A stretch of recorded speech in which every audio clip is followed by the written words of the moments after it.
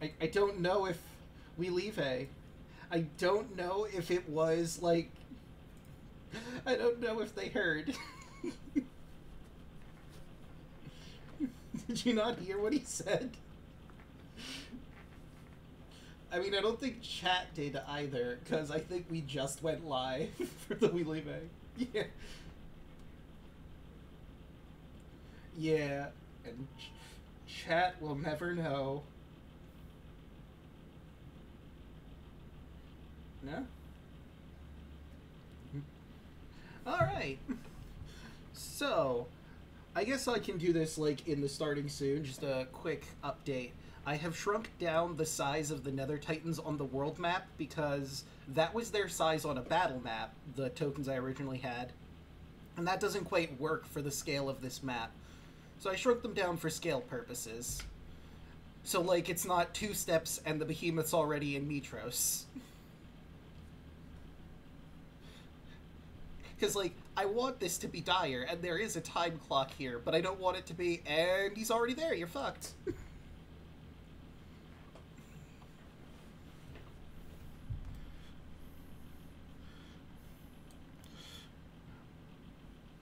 But, let me hit that real quick. Why, what was... Weird. Huh. Maybe I have to... Well, I can't... Well, I could maybe boost my mic and, Let's see.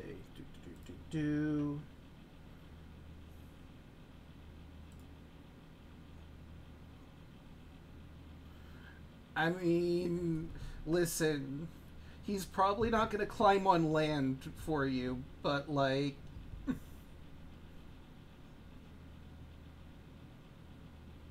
Interesting.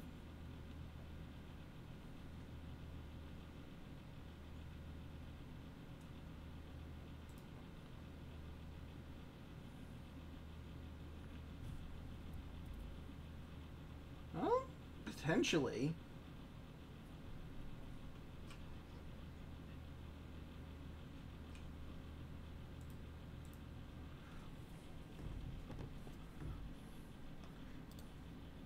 Yeah, no, she's definitely got to be there. There's also Kira with you again, with all of her music powers.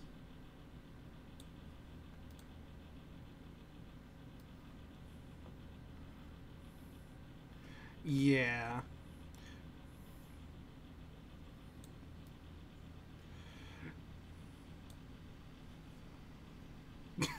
That would be pretty ridiculous. The only thing is you would have to go all the way back down into the void to his lair to address him, because you're on the ship right now.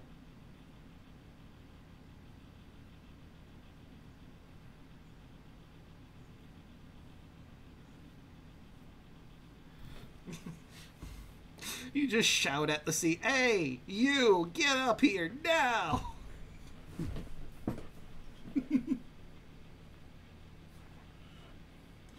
Oh, wait, for some reason, they can't hear you in chat. That's odd. I don't know how that's possible. Let me... What the hell? Desktop. No? Okay, so why can't people hear you? I don't think this will work, but I could try to leave and come back in and see if that does anything.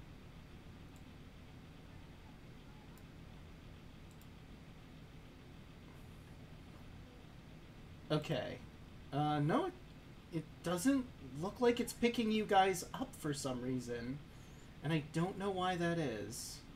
Like, I can hear you just fine, but for some reason it's not picking it up.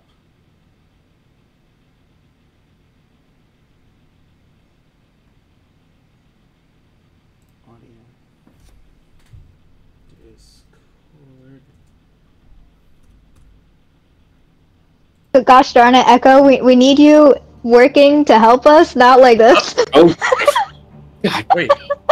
Oh, Okay, Ah. hold on. We're super loud. Hang on. The rest of us are super loud. What the fuck? Okay, hold on. Okay, I added a new thing in, and now I understand what the problem is. So I'm gonna remove that thing I added in. Properties. Okay, now... You leaving for real, for real? Alright, I am gonna have to lower you a little bit, but yes, we are now correct. So the problem For was real, for real. For real. No cap, on God. Well, maybe Chat, a little how's cap. all our audio volumes? Please help. Alright, so let me... So the problem was that OBS for some reason decided to switch the audio that it was recording from my interface for my microphone to the speakers on my laptop, which were not producing anything because I have headphones in. Ah. that'll do it. Chat is saying I'm so loud. Yelling's audio is loud, I'm yeah. gonna lower your volume in Discord because I think I did have you a little boosted. Okay, now in theory you should be good. Testing. I mean, Testing. She's normally loud.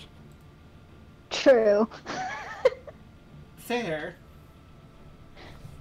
It's kind of on brand.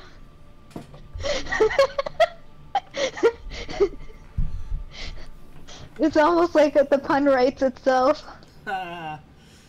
Unbelievable. This is fun.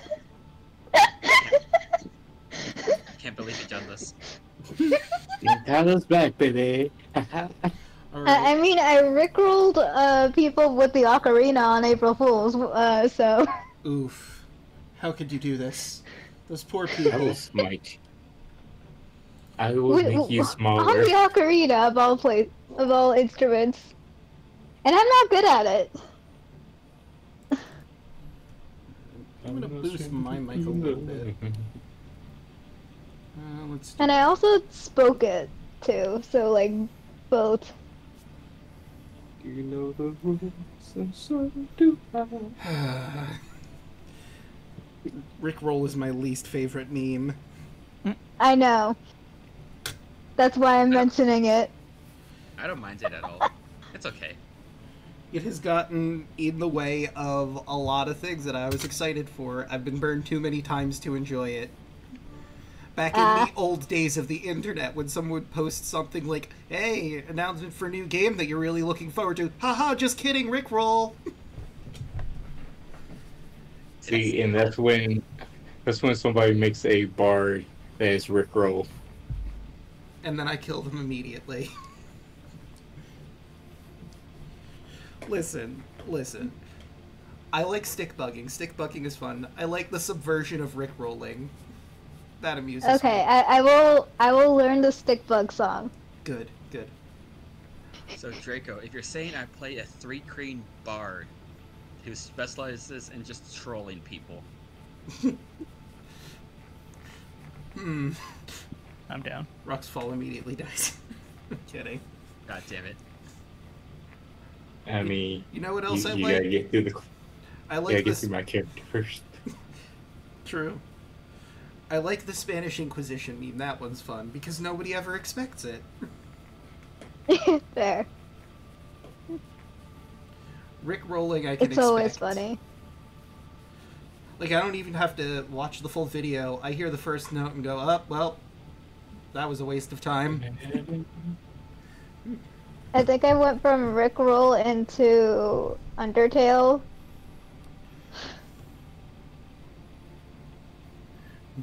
Because why not Megalovania? Why not indeed? Oh, poor Bubba. Sorry, Bubba, but no, I will not allow Rickroll. That is my line in the sand. I will accept any other song, well, almost any other song except for that one. I just can't think of the other ones I wouldn't allow off the top of my head.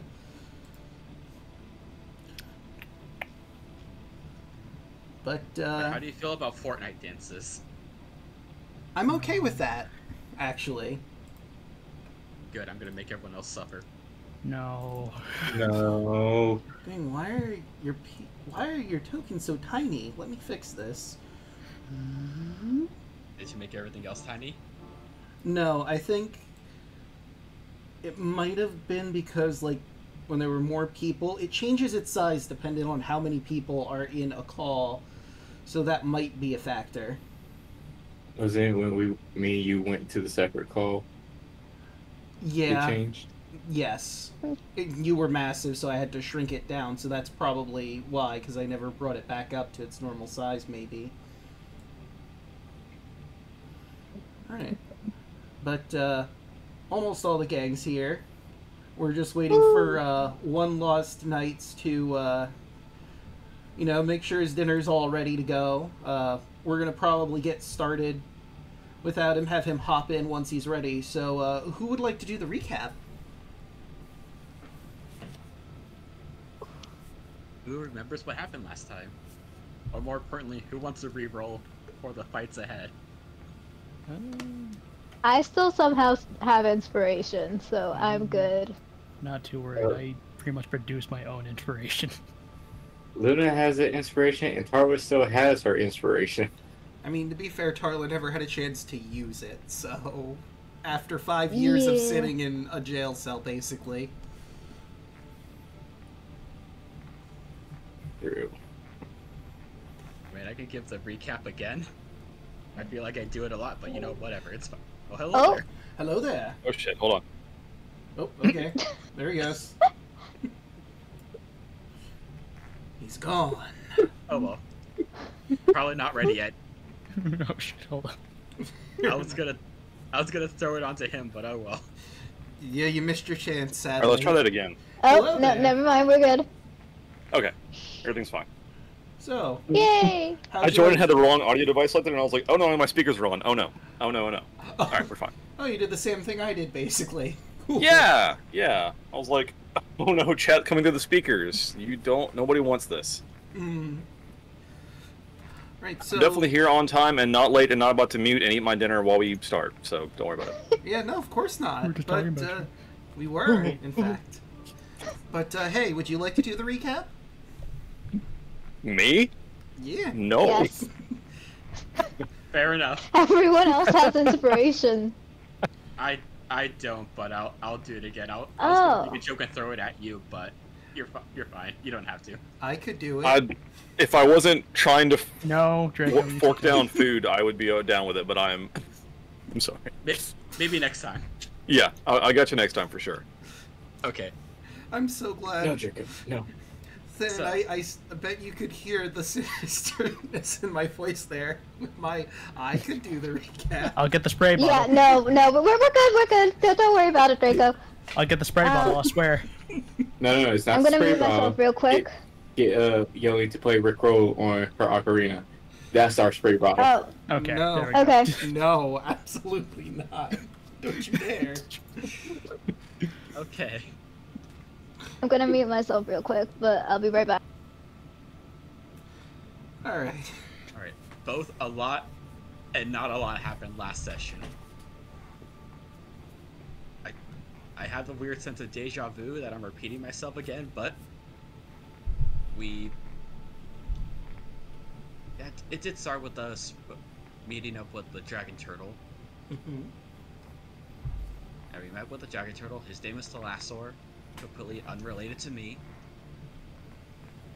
But he's gonna owe us some favors in the future. But we all went down to the Sealess Lair.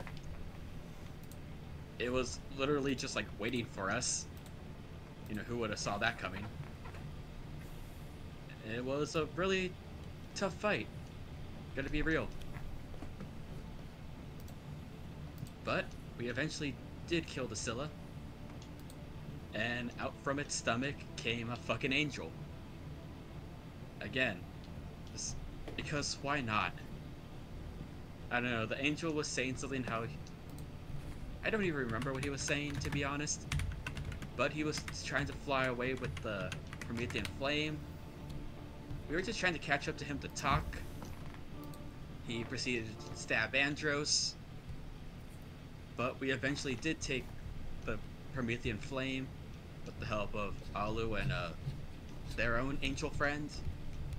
I have a feeling we're glossing over the fact that Alu can call angels now, but you know what?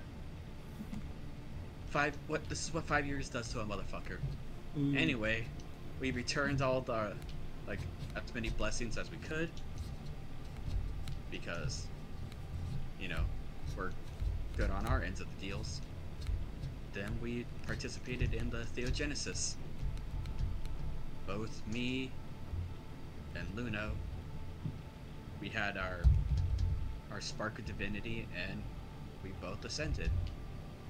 We also, I mean, before Theogenesis, we did spend some time going back into the mainland to gather some other allies in case they wanted to join in with the ritual. But after we achieved our divinity, Tarla showed up. You know, and then she said that, you know, shit's about to, like, literally shit's going down. Sky turned all reddish, and I guess we're gonna have to fight the Titans. Well, again. Also, Merrick I can actually fill was. in. I can actually fill in those missing spots you got right there. Before I actually got to you, I was at the cube, and Lutheria came up saying that she has released all the other Titans or Nether Titans, where the crap they are, and she wanted to release the Tarrasque on the world. She gave me an ultimatum that I can go free, but she's going to release the Tarrasque, or I can try to stop her. I know I can't beat her by myself, so I just end up leaving and going to where my friends were. Also, Merrick was super annoying after the angel thing. Merrick murked the angel. I don't know what you want from me. I mean, we may need to talk about that later, but I have a feeling we have more important shit to worry about. Yeah, just ignore that. It's fine. Yeah. Also, we can't forget, you did fuck the Moon Maiden. Damn right. Yes. It's true. That is a thing that happened. And here we are. Yep. Canonically accurate. So, Bubba brought up a very good point while you were doing the recap. Chat doesn't have inspiration. But I do not have inspiration either, so I apologize, chat. Well, then... This inspiration's not for me, it's for Sunny. Fair enough. Alright, then with that said and done, how about we head on to the Apokalypsis map, as you all need to make some decisions and movements. Four Titans moving into various settlements and locations. There's a library nearby that you could possibly go to, maybe get some information. What do you do? Also, you said above game, how many people die if we go to the library per day we stay in the library? Well, I don't think he told us anything about that. Yeah, I didn't. He didn't? The Titans are slowly moving towards settlements, and when they get to the settlements, they will kill countless lives in those settlements. So every day that you aren't fighting one of the Titans, they are moving towards a settlement. The Behemoth heading to... how long it will take for them to get to a settlement. Yeah, because you don't have eyes on them right now. You just know they're around and moving.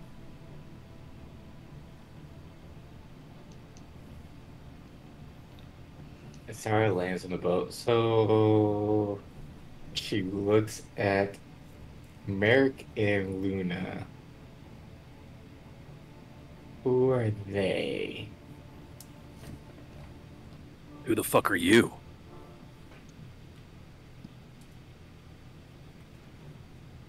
Oh, I guess... The lady Wait, with the ancient I'm dragon, forgetting that's my- who the fuck I am. And? I guess introductions are in order. Merrick, do you want to introduce yourself? Not particularly. Well, his name's Merrick. He's a ball of sunshine, as you can tell. But he's really, really good at it, what he does, so... Yeah. So, Except for the whole angel thing. I don't understand. We had someone on our side trying to help us not have a entire secondary fight with the heavens. So the opposite are Octavius. Gotcha. I honestly think we have bigger problems right now. Yep. Well, right now we have bigger problems. So I know what the library's close by, right? Yes. You would have seen So it we while can you probably flew go over. there and gather information. Is there anything that needs to be done while in the meantime?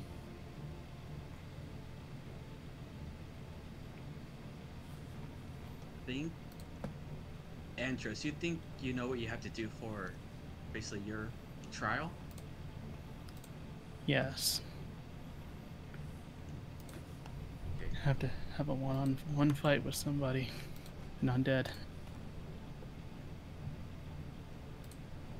And we can get you there really, really fast. Also, looks over to Valis. Sorry, but I guess, you know, Mitros is under attack and you're all the way out here.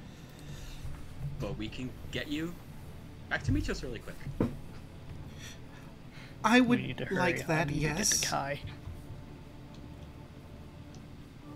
Okay. Okay. Let me pull up the spell. Also, just So, gonna, for Kai's just gonna run reference, to the edge of the boat and just shout to try to get a shout like, Thalastor, get your dragon turtle ass up here. Useless ass bitch. so for reference, for any particular spells, you are 27 miles away from Mitros.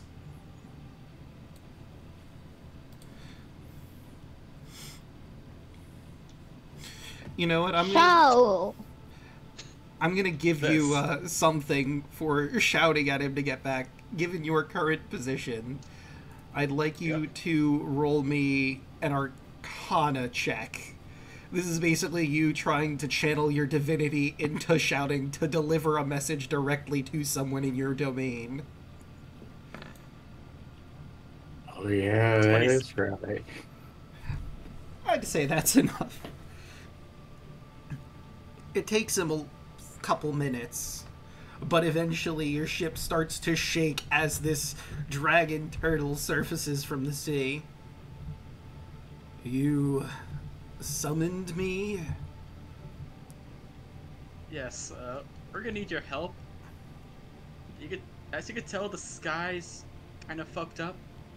Turns out there's some titans, but we're not gonna have you fight them. We need you to go with Valis here to Mitros and try to help with, you know, evacuating people out of the city. Can you be able to do that for us? I mean, I suppose I could. How much does the job pay? I gave you the fucking power gauntlet. This is the second favor of that. He thinks for a moment. Fair enough. Cool. Arlo walks up over. Do you know anything about the Nether Titans? I'm gonna have him roll something. See, dragon. Nope, not Dragot. Dragon. Turtle. There you are. Let's see. Would it be Arcana? Let's see, what is the Kraken? It is a monstrosity. I'm just gonna look around at all of them to see what they all are. Just for an idea on what he would have to roll for knowledge.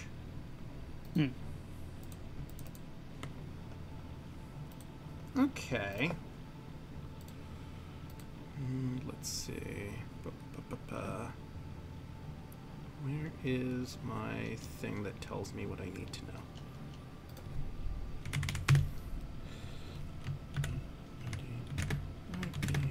Monster knowledge checks. There you are.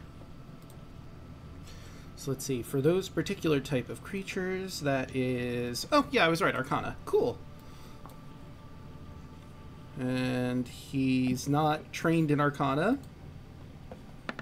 Let's see what it... 5. Not a lot, I'm afraid. I know the Kraken is one of them.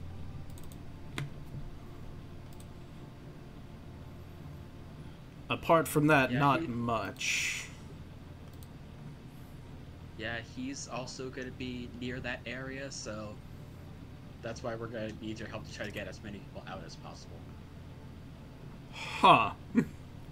You may need to go up the river from Mitros to the settlements up there, Anoria and maybe Minos, if people can get some people out, out from there.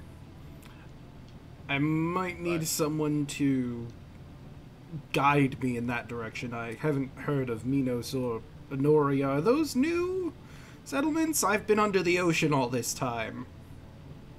Yes. Thankfully, we have Anoria here as well. Ah, okay. So I guess I'll be taking the ladies to Mitros, and we'll go from there. Yep. Okay, so with Windwalk, it'll be Dragon Turtle, Valis, Anora, me and Andros to get to the Tomb of Carpathos. Do we have any other NPCs that want to head back to Mitros? Also, for point of order, Tomb of Carpathos is 38 miles away from your ship's current position. We got time. And, let's see... Actually, Narcissus. You turn and see Narcissus has already left. You have no idea where he went or how he went away. Well...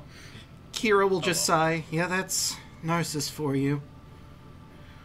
Now, if I were to be generous, I'd say he went back to Arisia to watch after his people. But the more realistic side of me says he went back to Arisia so that his people could adore him some more before the end. Well, he's gonna have to deal with the problem over there. Yep, that's on him. What about Echo?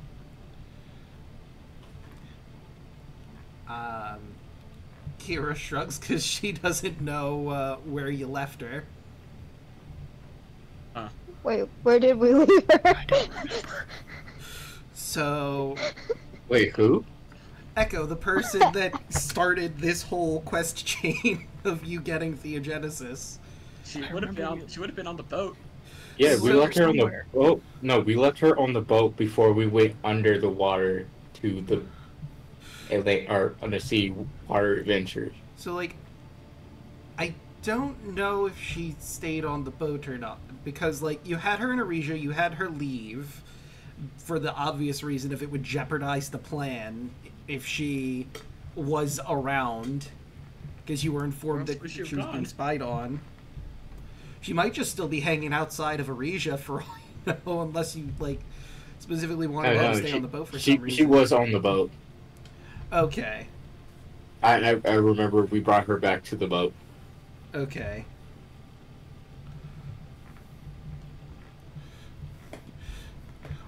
So the thing was, once we got her on the boat, we went to go see the vampires, and before we got off the boat for a vampire, that's where we completely forgot about her. If that were the case, Echo would probably have been hanging around Narcissus the entire time that he was here. So, if he was leaving, Echo more than likely left with him, yeah. But isn't that a bad idea?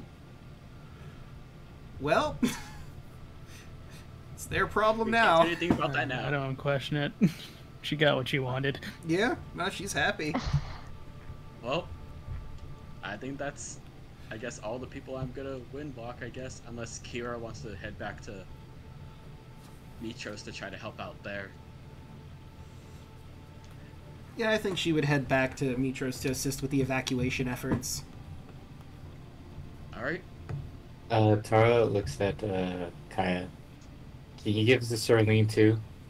She can probably do recon to see how far out the Titans are from each location. Alright. That's a I'll good give it plan. to Serene as well.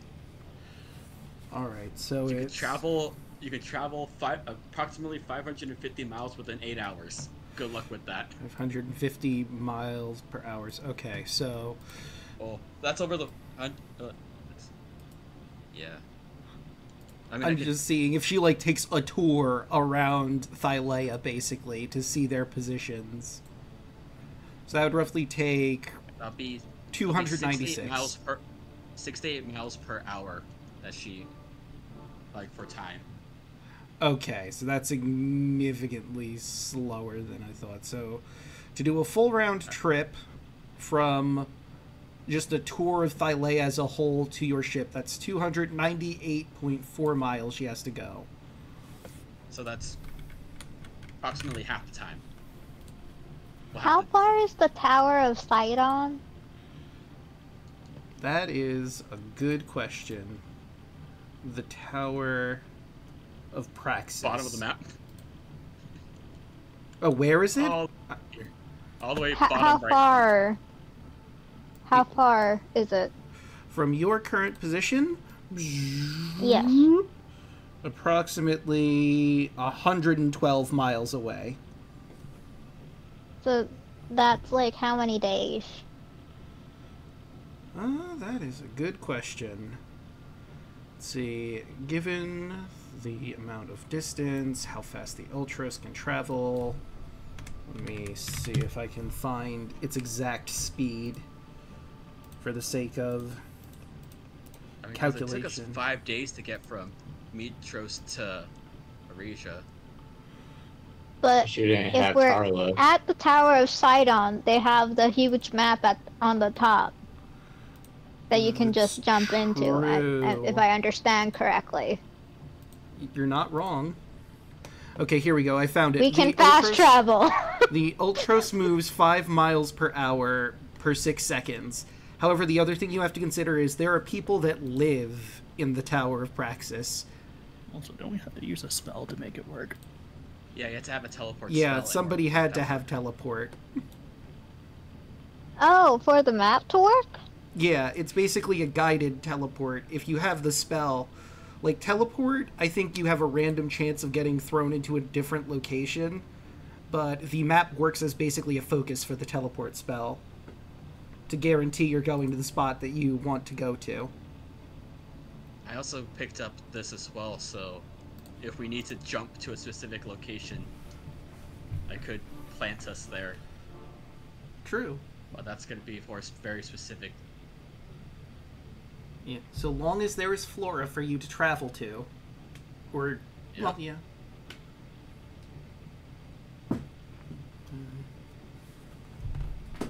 It took the end of the game, but I finally picked up all the transportation spells. Nice. Alright, looks like everybody. I do have sending as well, so we can keep in contact once we get the information here.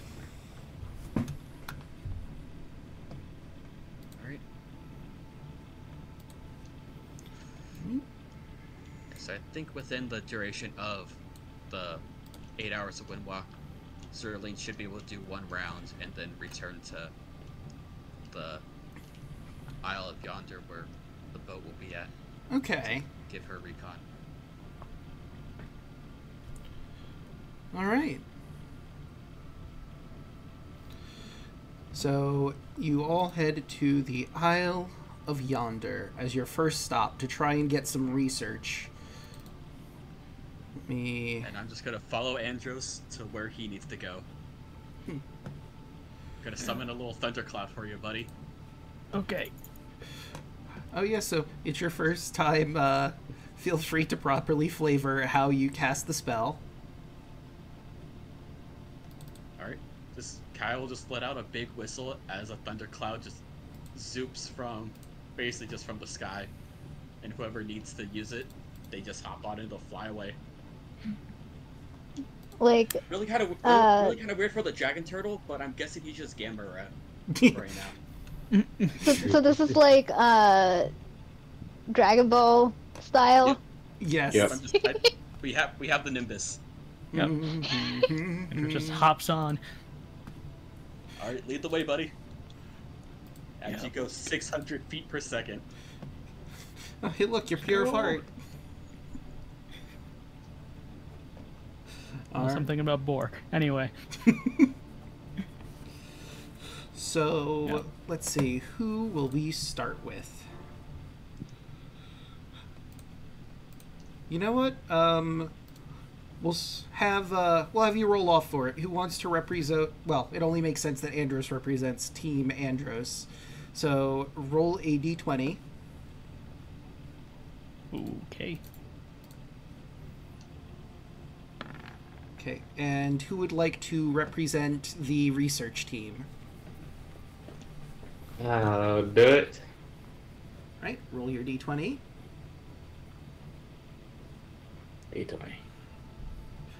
Well, it sounds like we're starting with the research team at the natural 20. Goddamn. You probably needed that roll later on, buddy. It's okay. Yeah. So, Ability 39 check for something that I wanted to do. I'm going to change the music Oh, 34 check. to match the location that you are currently at. Or we could just keep... You know what? No, we'll keep the dread going. It's better to have this for the whole thing, even you're going to a different location. So, you make your way to the Isle of Yonder, and it has drastically changed since the Myrmekis have taken residence here. You see a decent amount of giant anthills like the ones that Andros explained he saw in the Titan's Folly.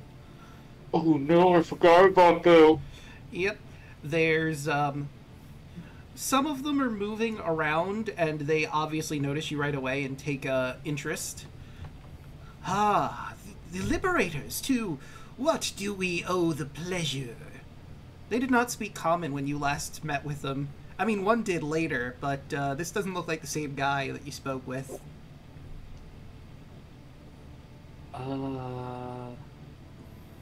We're trying to find information What of about? the Four Nether Titans.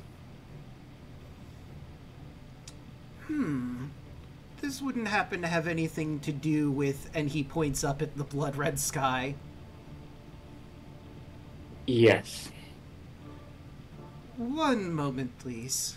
He just sort of stares at the middle distance, leaving you in silence for a few seconds. The Queen has okayed us to join you in your research efforts. It seems that our lands are in great danger, and it would benefit all of us if you were able to get that information you seek. Above game, because the Myrmekis are here and they've been pouring through this information all the time they've been here, you have advantage on any research rolls that you're going to do. Oh, thank you. But it also means, if they're coming with us, they know they'll end up learning more than they should. Well, here's the thing. They're coming to assist you with the research, so all they'll learn is how to defeat the Nether Titans. Plus, they live here now, so they will have this information anyway. Yeah, they've already gotten, if not all of it, a majority of the information contained in the library, which is not limited to the language of giants, the language of common, all of the lore from the world before your time skip and the 500 years before the Oath of Peace, how to make armor, spellcraft, potion craft, Pottery. They've learned a lot. This was the best place for you to send them. For them. Whether it's good for everyone else, we'll have to see. I mean, they seem friendly enough, honestly. They probably know who power the other gift. Mm.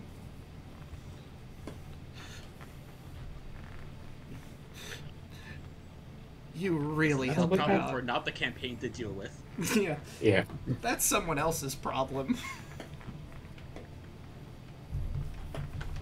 What maybe- checks do we have to make? So, how I'm going to do this is, first, you have to identify what you're researching towards. Are you picking a very specific Nether Titan at this point, or are you going for, like, general all of them at once?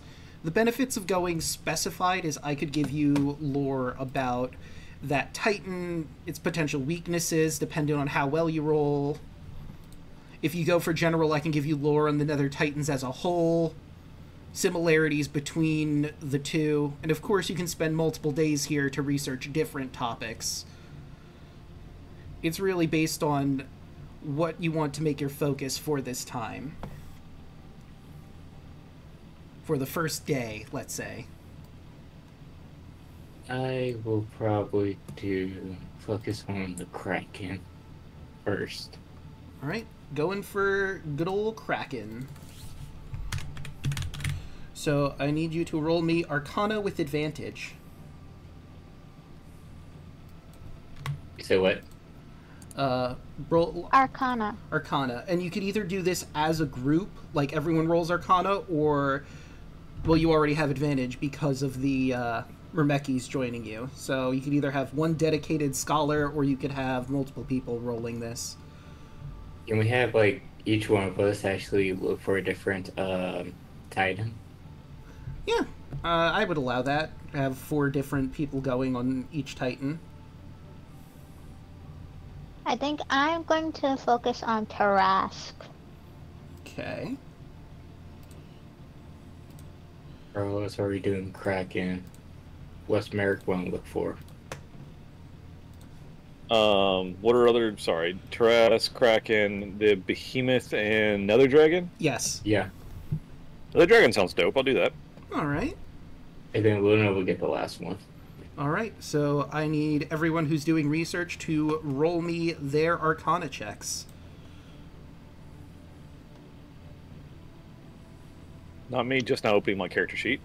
Oops. Is a sandwich hour? Yes. I know, right? I was late. Oh my god, thank God, Luna. Ooh, natural 20. Luna got the natural 20, thank God. Right, and Fucking Merrick, +4 and I roll a 6. Garbage. No, on you the got plus side, 23 you got the because have 23. advantage. Oh, You have- advantage. Okay, well that works. Yeah, you have the Myrmekis helping you. Hell yeah. You all rolled really well. All right, so we'll start Nice. with Alu and the Tarask. I'll go in order of who rolled what. So, here's what you learn about the Tarask. The Tarask is definitely one of the more dangerous of the Nether Titans. They're all obviously dangerous, but the Tarask has multiple things that make it very unpleasant to deal with. It is a ravenous eating machine that goes across the lands, devouring everything and anything in its path. It does not matter if that is a living entity, a tree, a building, a mountain, several rivers. It consumes. However, one of its major weaknesses is it is earthbound. It cannot fly, and it does not have ranged capabilities. So you could attack it from a range, and it doesn't have a response to that. The book that you read mentions, comically enough, a siren child with a longbow could defeat the Tarask. However, it would take so long that everything would be destroyed by the time they finally killed it. The other thing you learn from that Nat 20 is it cannot be blinded. It has a blind sight, and its carapace can reflect any magical attack back upon the caster itself. Oh. Great. Yeah, that's why Tarask are It's not terrible. It's not a constant thing, but it is a genuine problem. If you're going to cast spells at the Tarrasque, there is a very real chance you get your spell blown back at you. I mean, is it like automatic, or you have to roll for it? So, as far as it deflecting back at you. Above games, basically in the stat block it reads, if it is targeted by magic missile, spell, a line spell, or a spell that requires a range attack roll, I roll a d6. On a 1 to 5, the Tarrasque is unaffected. On a 6, the Tarrasque is not only unaffected, but it gets reflected back at you. Though okay, so it's immune and it can Tarrasque. reflect it. Yes. Horrendous. It also has, I'll include this for free, because that goes with the Carapace thing. It also has magic resistance, meaning that it has advantage on any saving throw against a spell or magical effect. Great. The Tarrasque is no fucking joke. Machine. Yeah, right. Great. That's what I wanted. Since you rolled so well, I'll also give you that it is immune to fear and its mind can't be influenced by magic, as well as fire and poison. However, it is not intelligent. So theoretically, a spell like Maze could trap it for a bit. And because of its nature as the spell Reverse Gravity, since it's an earthbound creature normally, reversing gravity on it could also potentially work to your benefit.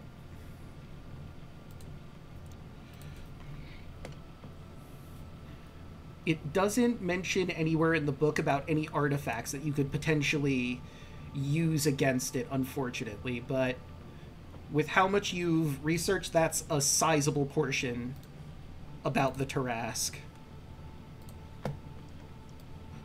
Moving on to the Kraken. With the 20, Tarla, you learn that the Kraken is the most intelligent of all of the Nether Titans.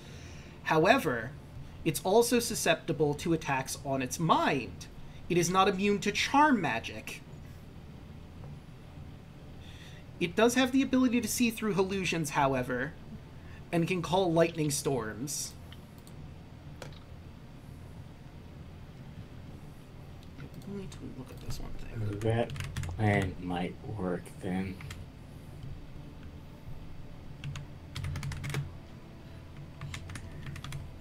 Okay. And that's the item. And, you know, real quick, roll me high or low. High. Okay.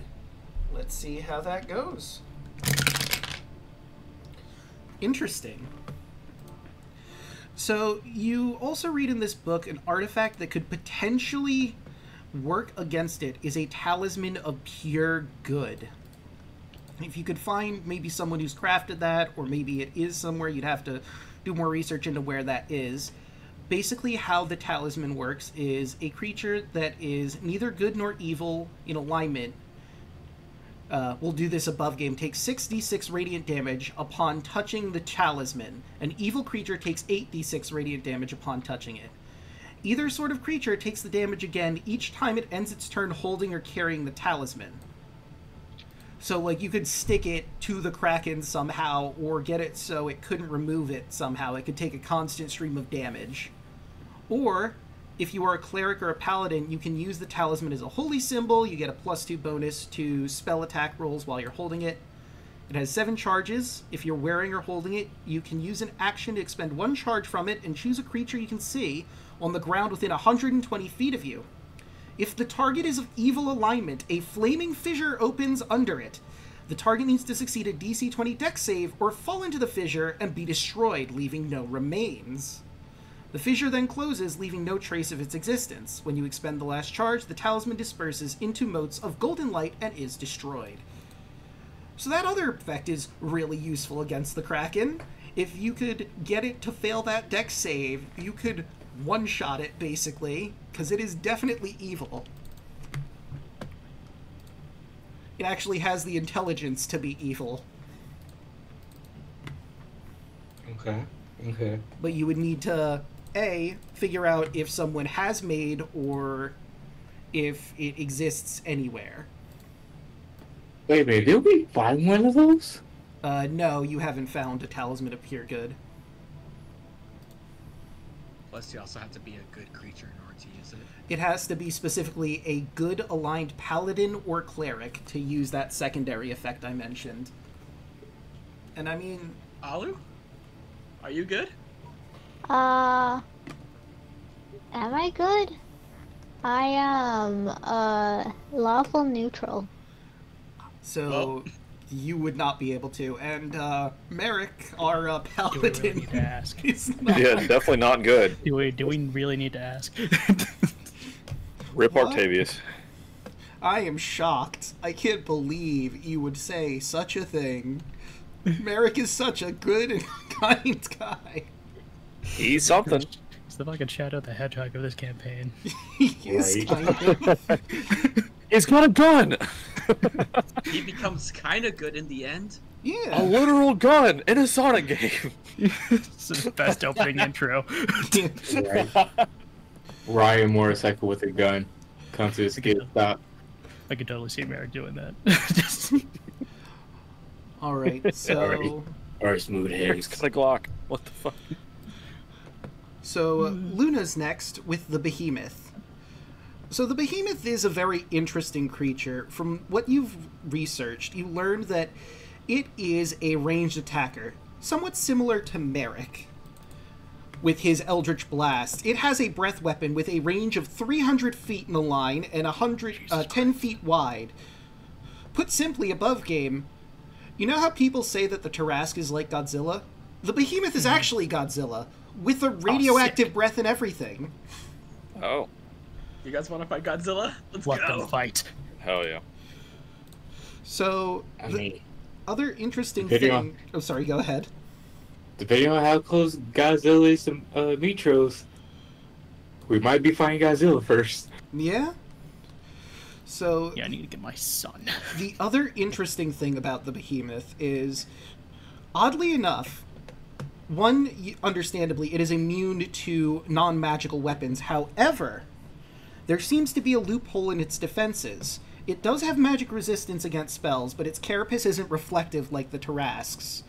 And it seems to be vulnerable to magical weapon attacks. You get the impression from the book that whoever created this monstrosity wasn't planning on creatures being crazy enough to run up to it with a magical weapon and hit it. They would probably be vaporized by the 300-foot length laser beam coming out of its mouth, and if they didn't die to that, it would eat them. Or claw them, or crush them with its tail. It has a lot of options for offense. But if you can get that hit in, works really fucking well. What's the size of the Behemoth? It is a huge-sized creature. It could eat Bet. any of you in, like, a single gulp. Nope, Luna has a plan. Hot. Luna's going to get big and try to pin it to the ground while everybody hits it. Oh, shit. Other things you learn is it is immune to fear and its mind can't be influenced by magic. You do remember, while Valis was leaving, it was an offhanded comment, but she believed that Daemon may have studied the Nether Titans for a bit. So Daemon of the Necropolis might have something that could work against the Behemoth. Similarly to the Tarrasque, Reverse Gravity and Maze are pretty damn good against the Behemoth. And that is what you have learned for your natural 20. And last, Okay. and certainly not least, we have the Nether Dragon. And with your roll of 23, you learn that the Nether Dragon is a dragon made of shadow. It seems to have been some sort of creature that, unfortunately, maybe a dragon was consumed by darkness, or in this book, it seems to claim that Lutheria corrupted a dragon that came here that wasn't associated with the Dragon Lords, a red dragon, and turned it into a sort of dragon, sort of undead monster, but it, for intents and purposes, it does not have the undead property for spells. However, sunlight, has disadvantage in. It has a sunlight sensitivity. Therefore, it usually is nocturnal, traveling at night. So you could potentially, if you can find it, ambush it during the day. It is also one of the creatures not immune to charm magic. You also learn that it has... Oh, sorry, go ahead. I do see through part of that explanation. It does have a blind sight, and it is almost impossible to sneak up on an ancient dragon. But if you are attacking it during the day, you do have that sunlight advantage. Another terrifying thought that you learn about from this book is those that get killed by its breath rise up as shadows. So if any of your party die in this fight against it, they will become allies with the shadow dragon. That's cool. It is immune to fire and necrotic damage, so any spells using those are worthless against it. Fuck you. And That was deserved. and I have a feeling Merrick said that out loud while he was reading the book. he Like, fuck you in absolutely particular. did. Exactly, dude. He's looking through the book and just suddenly, at the top of his lungs, fuck you! It went from being like, this is a cool fucker to, oh no, not again. Shush! This is a library! And So I rolled high or low. low. I did get low. You Hell learn from the book that there is an artifact that has been known as either the Orb of Dragonkind or a Dragon Orb. This is a very powerful legendary magical artifact that, among other things that gives you spells and the like, it also can summon evil dragons to a person's location, so it would be a guaranteed way to draw the Nether Dragon immediately to you, if you could find a Dragon Orb. Well. Guys, we need to find the Dragon Ball. Gotta find that Dragon Ball! That would be the perfect item to give to Merrick. An orb that summons evil dragons. Perfect. Yeah, We he totally can't don't. hurt. We totally don't know his backstory and how that may affect it. But you know what? It'd be fun. And I'm just gonna grab the Dragon Orb from Roll20 so I can give you all the stuff it does. Him. So, the problem with the Dragon Orb is, to make it work, it has a soul of an evil dragon inside it. When you attune to the orb, you need to basically assert dominance over this evil dragon, or it could has a chance to possess you or convince you to break it free, which makes the item inert. However, you're a pretty charismatic guy. You have the feeling you could probably make that save. That'd be fun. It also gives you spells. The orb has 7 charges. It regains 1d4 plus 3 expended charges daily at dawn. If you control the orb, you can use an action to expend 1 or more charges to cast one of the following spells. All have a DC of 18. Cure Wounds at 5th level, 3 charges. Daylight with 1 charge. Death Ward for 2 charges, or Scrying for 3 charges. You can also use an action to cast Detect Magic from the orb without using any charges. The other thing that it mentions is it has random properties depending on the soul of the dragon inside the orb. I'm not going to tell you what possible benefits or detriments those are, because again, there's no way of knowing for sure. It's pure random. But there are 2 minor benefits you would get, 1 minor detrimental property and 1 major detrimental property from attuning to it. And like I said, while you control the orb, you can use an action to cause the artifact to use a telepathic call that extends in all directions for 40 miles. Evil dragons in range feel compelled to come to the orb as soon as possible by the most direct route. Dragon deities such as Tiamat and Bahamut, well, in this case evil, so Tiamat, are unaffected by the call. Dragons drawn to the orb might be hostile towards you for compelling them against their will. Once you've used this property, it can't be used for an hour. So yeah, after the Nether Dragon thing, who you know is going to be hostile to you because you're going to try and kill it, you might not want to try and summon many evil dragons to you. Just a thought. That's fair. That's fair.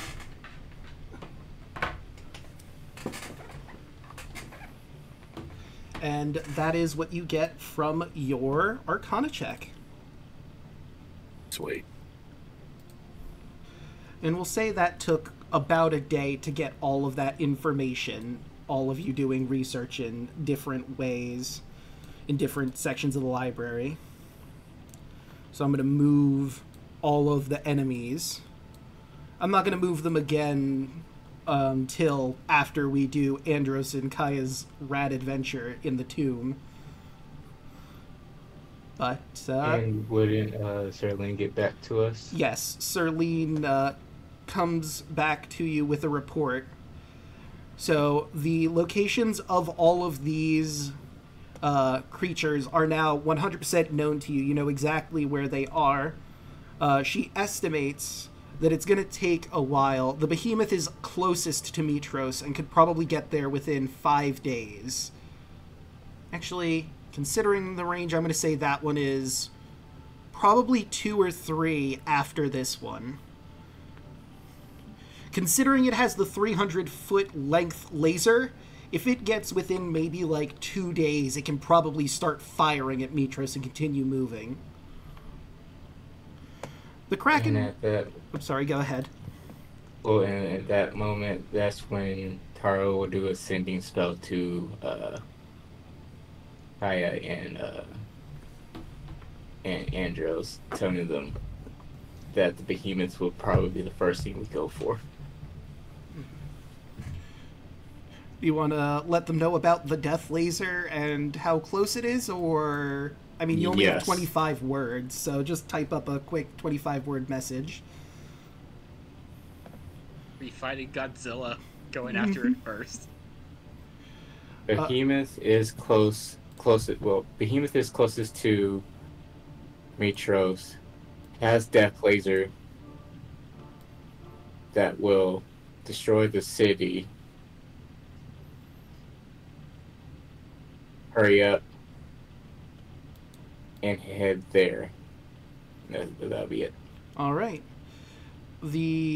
Actually, I will measure the Kraken. The Kraken is the slowest mover of the bunch on land. It can only move rapidly in waterways. It's 27 miles from Minos. Considering the rivers that are in the area and the stretches of land, it's probably going to take it about 5 days, and she's very certain on that, to get to Minos. The Tarask, on the other hand, is a siege machine. It is eating everything in its path. It does not give a shit about what it is. It is making a dead charge towards Honoria. It's 37 miles away, but given its pace and how it does not care about any obstacle in its way, it's probably going to get there within 3 days. Maybe 5? Because the mountains might hold it up a bit more than the open plains and trees that it's currently careening through. The Nether Dragon, she did not see until it was starting to get later in the day. She got around that area when the sun was starting to set, and that's when it started to move. It's pretty close to Arisia. 20 miles about, so that's going to take a little longer than the Behemoth's path for 4 days. Given its propensity to only move during the night, that works in your favor. Because it's not going to be moving every single moment of every single day like the Tarask and Behemoth are. Okay. Put the rough time estimates in party notes, so we kind of have a... Thank you. And now we will move on to our crew at the Tomb of Carpathos. Let's swap here. Let me move the camera. There I am. So, before you get too far into the Tomb of Carpathos, Kaya, I need you to roll me a wisdom saving throw again. If you recall. God damn it. Forgot about this. God, that's it. That's 18. That is one less than what you needed. You're terrified right out the gate. Perfect. I'm cosmic omining myself to pass. Okay. I'm like, I know this is coming. You did I need the 1. just enough. I get 1. You feel that fear in the back of your head, but you press through it. Things too important are going on right now for you to be afraid of a stupid doorway, and you muscle through it, closing your eyes and trying not to think about it. The pressing dread that is working its way into your mind, and you manage to close it off. However, as soon as you make it through the doorway, let's see, what was that? Yep. You're taking 28 damage. God damn it. The other thing that happened to elves. Oh wait, I'm sorry. You are an elf, and you take half of that. So let me cut that in half. Divided by 2. 14. You're taking 14 damage from walking through the door. Better. Okay. Jeez. Just coughing up blood again. It's fine. Oh, yeah, I forgot to ask. I did bring Sunny with you, but would you have brought Sunny to the tomb or no? I need my safety animal with me. Fair. So, for the sake of ease, We're doing this again. not yet. I'm going to move you from your current position to the rooms you've already been through up to where stuff is new and you haven't explored.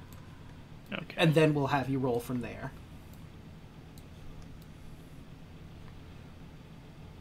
Here we go. So if you scroll to like the more middle of the map, you should see where you guys are. Yeah, I see it. And now I would like you to roll initiative.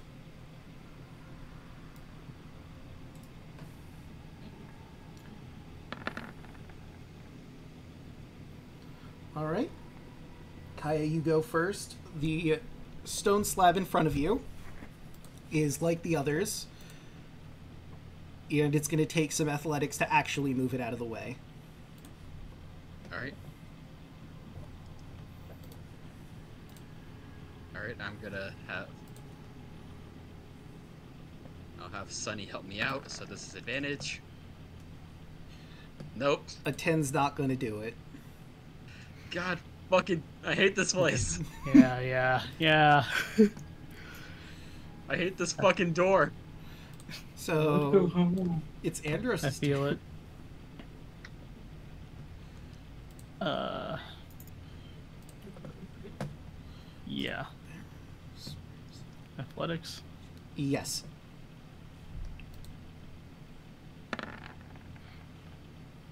That's also not going to do it.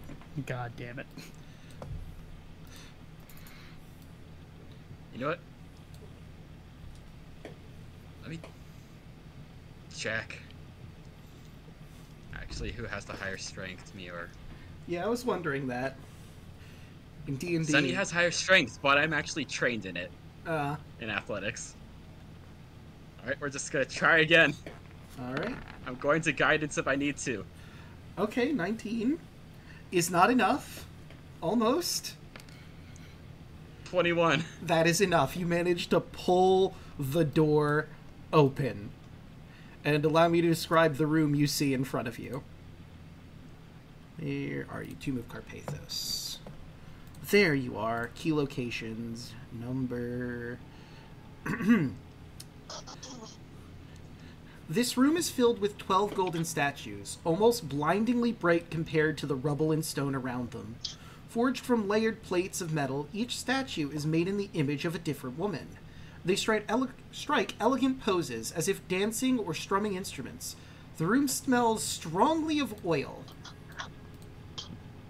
You do see that there is a door over here, and a door over here. Hold on, let me scroll that down for chat and ping those again.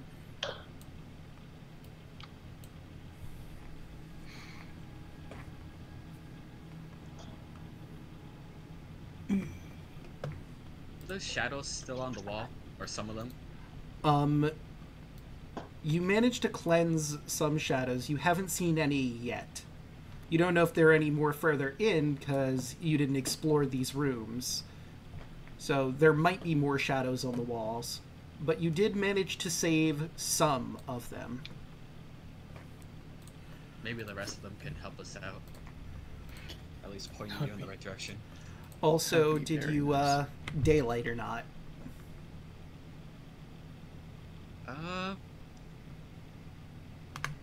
I'm going to for right now, but once the fight happens, I'm gonna have to shut it off because it's a 1v1. Alright, so let me hop in there and give you your light. Daylight is 60 feet of light, right? Yep. Yeah. Okay, so bright light. Oh, it's just on already. Good. I never turned it off on your token, so you're all set. So that will bring us to Andros. Right. I will just try this one. So before you get too far, I'm going to put you like right here. As you step into the room, you see that some of the statues begin moving as wings unfurl from them. And token. Oh no. And token. God damn it. As all four of them. Let me grab this. Begin to sing. And I need both of you and Sunny. Actually, let me measure that out just to be sure. Yeah, no, you're definitely in range for one of the songs. Actually, two of the songs. And Andros, you're in range for all four of them. I need you to make Wisdom saving throw, or you're taking 8d6 psychic damage, or half as much on a success. Okay, so you managed to save. And that is... And that is 8d6s. Let's get to the advanced room. I'll use my reaction for Andros again. Yeah, I don't want to use my key point yet. So that's a 16 for you, so we all pass. Okay.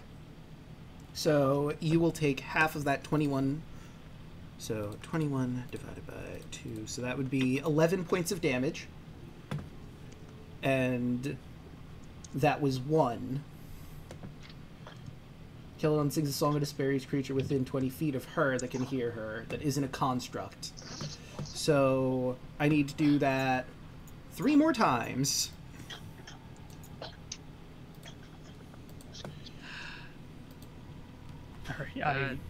This place sucks. This high-level dungeon. Just gotta wait for it to be our turn. Yep. And I will roll them into initiative afterwards, so feel free to roll those wisdom saves one more time.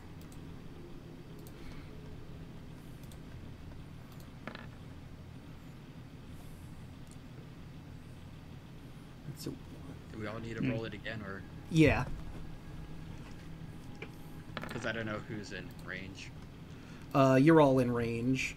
However, I think Kaya and Sunny are out of range of the two that are all the way in the back, yeah. So you only have to do it twice, Kaya and Sunny. Andros, however, has to do it for all of them. And let's roll them d6s. So for anyone who failed, that is a 27 for that one. Divided by 2 is... or 14 for anyone who succeeded. 14 is the number you're trying to hit. And you succeeded on the third one.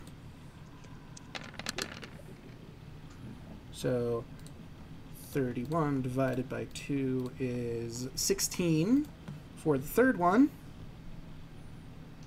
And you just need to do one more, Andros. I already did. Oh, I thought I only counted 3. 1, 2, 3. All right, and that's the fourth one. Okay, so let me roll that damage for number 4, because I only did 32. cut in half. 2 is 16. And that's the last bit. And now, it's Kaya's turn.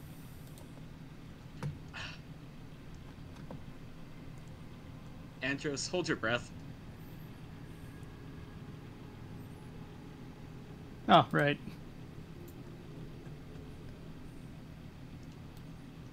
Dropping a freaking fire cloud in here. Incendiary cloud. Interesting. Let's see. So, I think this is a new one for you. Yeah, so this circle it's just gonna linger. Okay. So let me put it to linger. So one cloud of smoke shot through with white-hot embers appears in 20-foot radius sphere centered on point within range. Cloud spreads around corners, heavily obscured, lasts for the duration until a wind of moderate or greater speed, at least 10 miles per hour, disperses it. When the cloud appears, each creature in it must make a dex save. The creature takes 10d8 fire damage. On a failed save, hasn't much success. Creature must also make a saving throw when it enters the spell. Okay, so, and that is dex saves. They make a DC 25 dex save. So, 1. Yep. Well, that's a Good luck with natural that. 20. But it's still under the dex save, so I don't know how we do that. Also, you may have noticed I rolled some extra ones there. Let me, You have revealed there is more.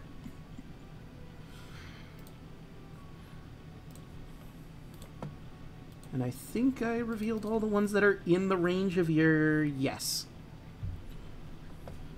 So, let's see.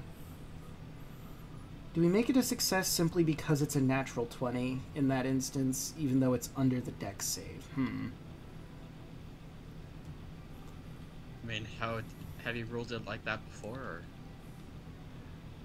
I don't think it's ever come up to this point, is the thing. I'm going to say it's an auto success because it's a nat 20, and that works on your end as well. So if you're ever doing a saving throw and you get a natural 20, remind me if I forget that, yes, that counts as an auto success. We'll go with Baldur's Gate rules. So cut that in half is 24.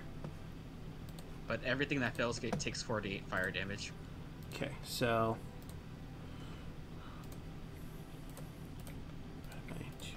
Yep. You notice it's not... doesn't seem very effective against these metal ladies.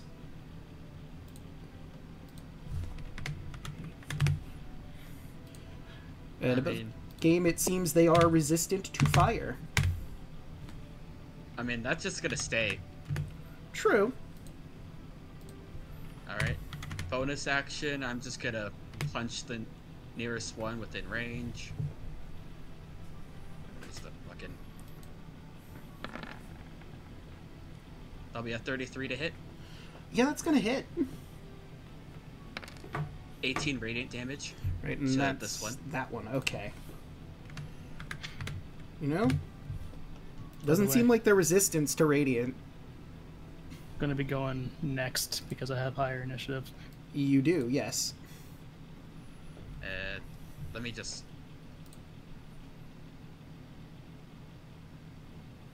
I'm gonna have to try to measure... I want to try to measure a beam for Sunny. Okay. Well, isn't her breath weapon a line specifically, not a beam? Or am I misremembering?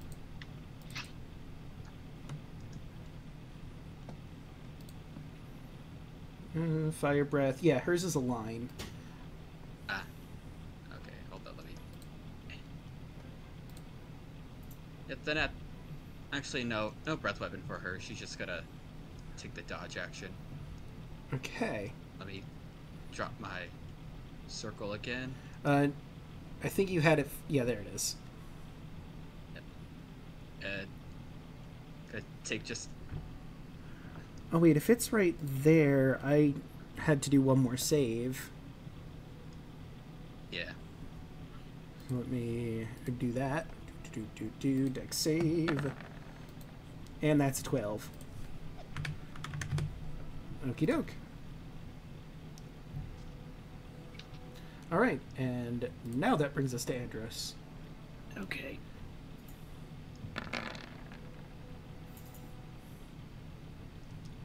Okay, that's a natural 1, so let's see what you've won. For lucky number 13 on the die, you kicked up some dirt in your eyes. Oh, okay. I'm good. Yeah, your vision and dark vision is halved. You have disadvantage on perception checks, disadvantage on attack rolls and dex saving throws against visible effects. But you also have blind sense thanks to the dagger, so not really an issue. But Yeah, I'm for okay. 24 hours, you'll have to go off your blind sense alone.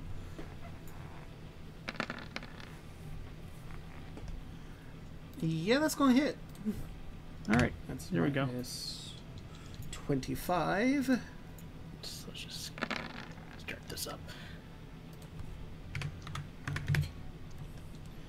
That also hits for solid 20. And that also hits for 29, and that Caledon is dead. Also realize now in the thick of things, oh yeah, these are kind of like the things that Vulcan sent your guys' way when he was sending you magic items. Mm-hmm. That makes it weird. Isn't it? Just gonna step up to this one.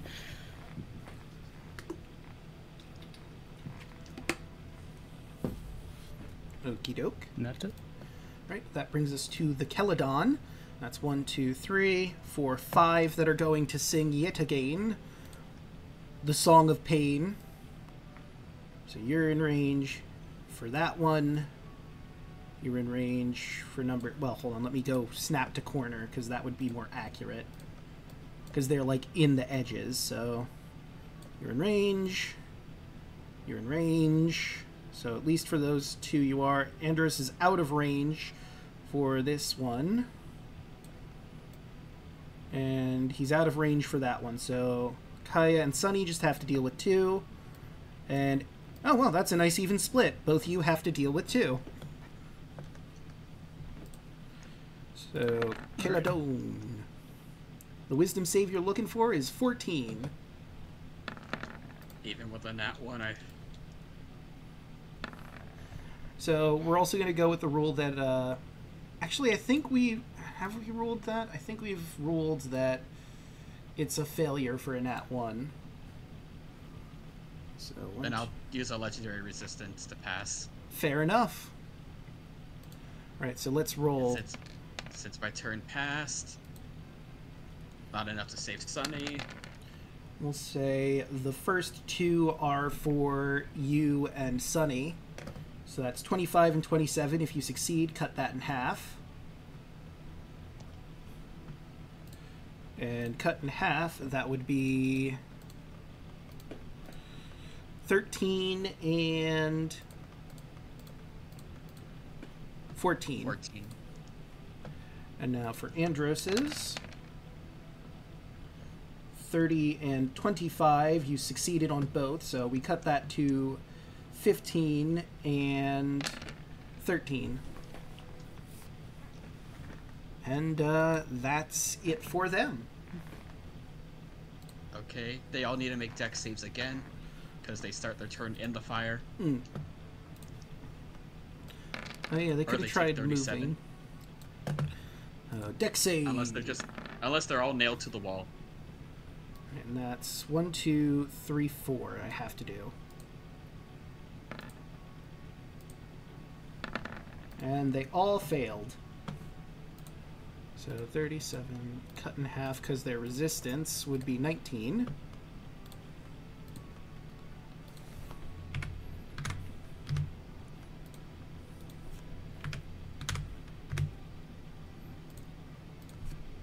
It's 19 and minus 19.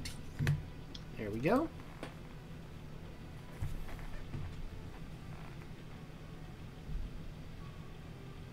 Alright, and that's that's it for the cloud.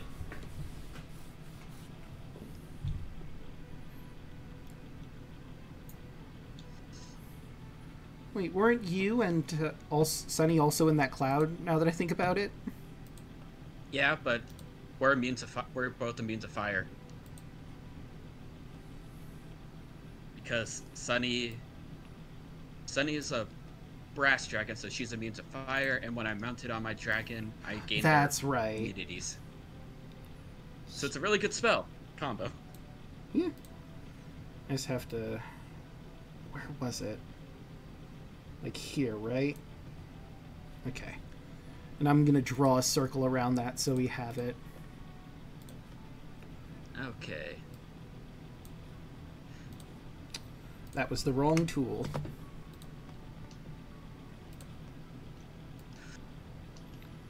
Alright. Andros, how Dexy do you feel? Just do it. Do whatever you have to do. Action, lightning bolts, hitting these two. So pass the DC 17, or take 29 lightning damage. Lightning training. Yep, no damage. This is why we did the lightning training. For this exact So purpose. Those two Keldon's gonna roll a save again. Alright, I'm just getting the incendiary out. Now I can roll their dexes. 1, 2. So, they fail. However, you learn that, like Andros, it does not seem to affect them. He dodged out of the way, but they seem immune to lightning. God fucking damn it, I hate this place. Okay. Bonus action, just gonna do a heal round.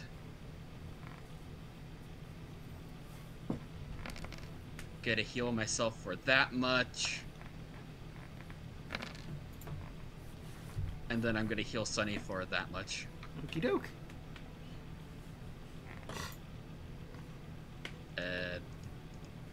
Probably gonna have to move out of the way so Sunny don't get hit anymore. Might be a good idea. I'm gonna move this ever so slightly because I remember it just barely clipping the two of you. That seems correct. There we go. Alright. Let's boldly retreat. At least have her retreat. Mm. And I'm just gonna stand at the edge of the cloud. Okay. No, it is, like, heavily obscured, right? That area? Because it's incendiary? It's it does not say. Oh, well, never mind then. Oh, yeah, it is heavily obscured. But Andros does not need to see. True. You don't need eyes. That was more for you and your lightning bolt, but that's off a save, not off of an attack. Just for further reference. Okay. So unless these things have blind sight, they're technically blinded in this. Okay. Because they cannot see. Well, they do not have blind sight. I can confirm that. Alright, Andros, you have... Yep, you're able to hit them for free. Speaking of, Andros, your move.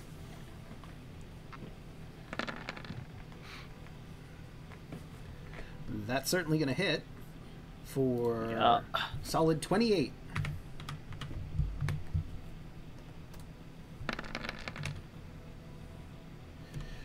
And that'd be 22.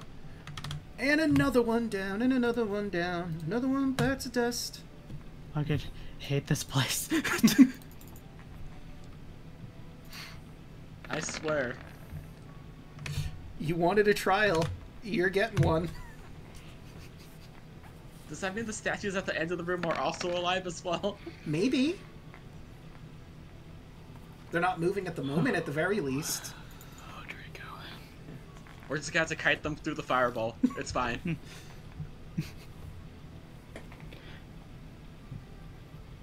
Okay.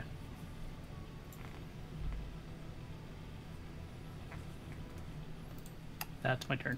All right. That brings us to the Keldon. see, this one's gonna try and... They have to make the save again. Okay. I'll start with the one moving outside of the cloud, and then I'll start rolling. No, they can move. Yep. So that was 25. She can move up to 30 feet with just her walk speed. That is not what I wanted. I wanted the line, thank you. And snap to center now, so... not quite in range for her. She does have a fly speed, though. So she can move, like, with her fly speed, up 5 and then over here. And still not in range. Another over. Nah, she's just barely out of range unless she wants to go into the cloud, so she's just going to stay right where she is and hold her action to begin singing when someone enters range. But now, let's run those deck saves. And that'd be for 1, 2, 3. The other one would have made it, would had to have made the save, because it's when you start your turn in it. Well, the one that I moved wasn't actually in it. She was just outside of it. Ah. I couldn't see that part of the fire. Yeah, she was the only one that was just barely out of range. She was activated when Andros walked into the room. The other ones were activated because you set them on fire. Fair enough. That's still half of 57. True. And that's nothing to sneeze at. So that would be 29. Minus 29. Minus 29. And this one over here. What do you know? That's exactly her health. Another one down. So now that these two are free to take their turn, it's gonna move out from the fire. God. And they're going to begin singing for the two of you, the Song of Pain. Let's see. Hold on. I need to check ranges. Okay, never mind. They just entered the range. I thought they walked out. So, roll me 2 wisdom saves. Okay, those are both successes. That second one is not. So that's 31 and 23. So cutting those in half for you, the 31 is 16 for the first, for both Kaya and for Sunny. And then that 23 is 12 for Kaya and the full 23 for Sunny. We still got this. Yeah. And that is it. No bell. That is it for the Keladones. Bringing us back to All right. Kaya. Alright. Just gotta mount up. And I'm gonna charge and hit them with the stick. Okay. And since I got mounted combatant, this attack is with advantage. Okay. Because they are smaller than my mount. True. So that's a 32. Is gonna hit. That'll be 17 bludgeoning. And yeah, that's it. They don't take lightning, which is... Oh, this one looks real rough. She took a wallop from that smack, but she's still hanging on. Singing her horrible, out-of-tune, out-of-key, flat song. Alright. 35. That hits. This one's gonna go onto the one on the left. Okay. So that's 20. Minus 20, and she's also starting to look rough. Alright. Sunny, try to finish them off. 18. And that's the one on the right or left? Well, On the right. Okay, yeah. I just realized she's too far out of range. So Sunny definitely gets the hit. 15.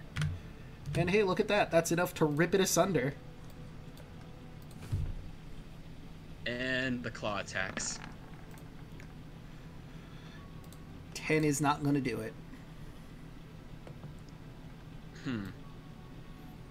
And neither will that 13. Yeah, then that's everything I could do on my turn. Right, it's Andros' turn. So, like, your blind sight is, what, 10 feet away from you at a time? No, it's 30. Oh, okay, so then, yeah, you're fine to see what's going on all around you. Yeah. Let's see here. Do I want to move there? Do I want to help Kaya? Kaya, are you good?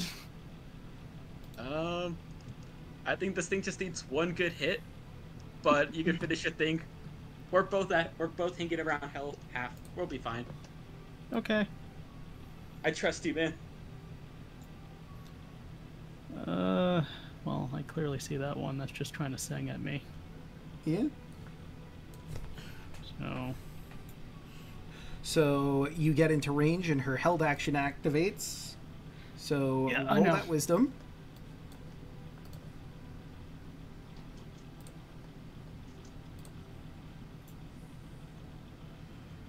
Right.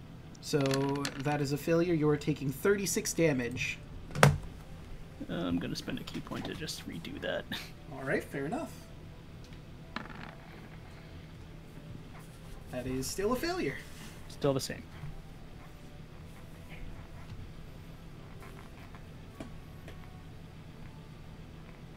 All right.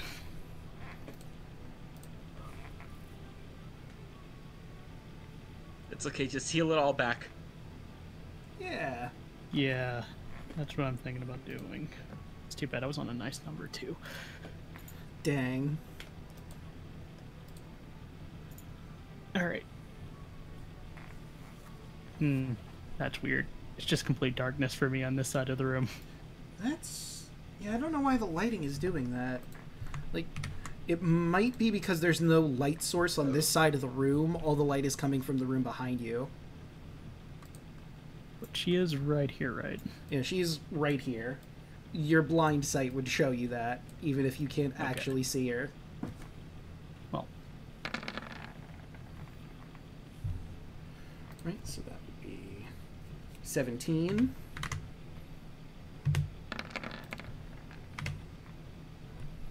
And that's 25.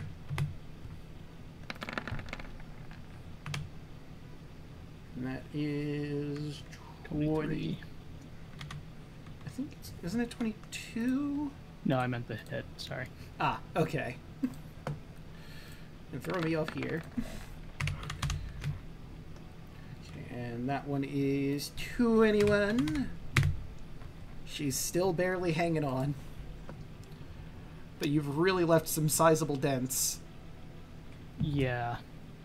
I'm gonna heal that 10. Alright. You know, just for my own reference sake, how many rounds has it been at this point?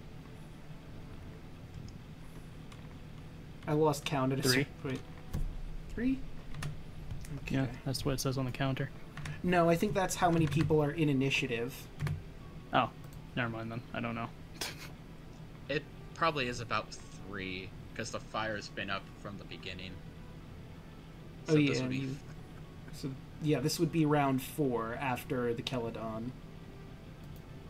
Okay. Have these things shown any sign of, like, martial prowess? Nah. They've shown they can sing real bad. I don't think these things can punch you. You could probably just run away. Oh. Could have saved a lot of time. Well. Anyway, here she goes singing again. So just for point of order, because it's funny to me, they do have another song. I just don't know why they would use it in this scenario. I think they'd only go for Song of Pain. There you go. Alright, I'm good. At So that that'll game, be- what is the other song? 11. Ah, Song of Sleep. Could put you to sleep. But this is clearly a defense system. to keep people out of here, alive or dead, so they're probably just gonna kill you, or try to at the very least. So you take that 11 damage, and it does not seem as though any of the other Keletones, if they exist in this room, have sprouted. Or maybe those are just statues at the bottom. Who could really say at this point?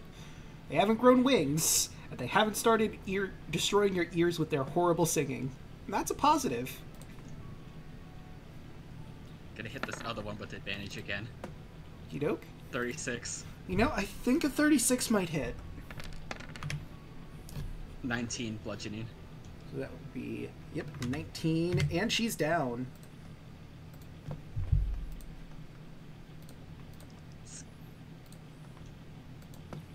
Good. Boldly charge in. Let me call out to Andros to give him a healing word. All right. Heal for that much. That'll be Thank you. 17. And then I'll give Sunny that much. Okie doke. She's at nice HP now, guys. We're good. Hell yeah. Nice. Right, and that'll bring us Red. to Andros for the final Keledone. Yeah.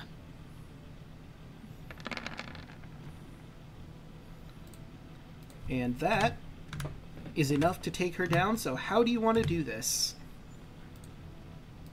You ever seen Avengers 2 with the Hulk and Yes. the Iron Man? Yeah, just that. Just beating your loving tar out of the holds on the ground. It is not recognizable as whatever it was before. You saw the beautiful gold woman statue. No one else will ever know what this thing was. Just gold dust and scrap metal. Fuck that. Alright. It doesn't seem like they're moving now, so I'm just gonna wait here and hold an action to help. Alright, let me take that down. Let me go back to the top of the turn order.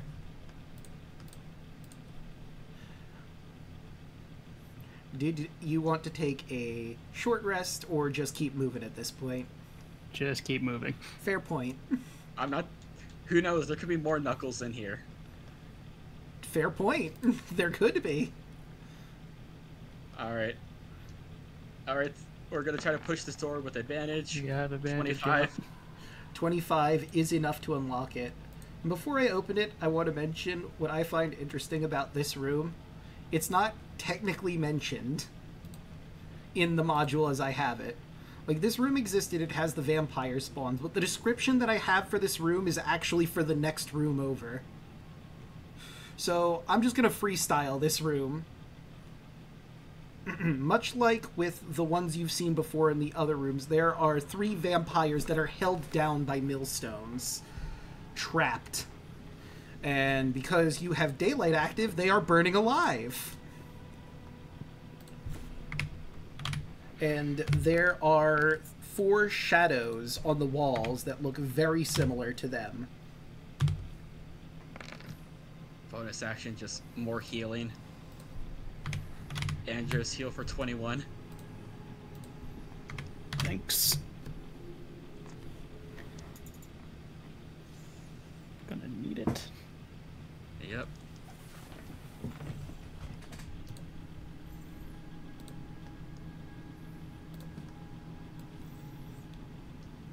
Okay.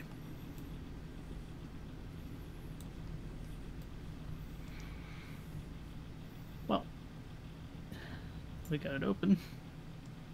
Yep. Last bit of blueprint, walk into the room. Alright. I just thought of something. Mm-hmm. Kai, isn't your wind walk still active?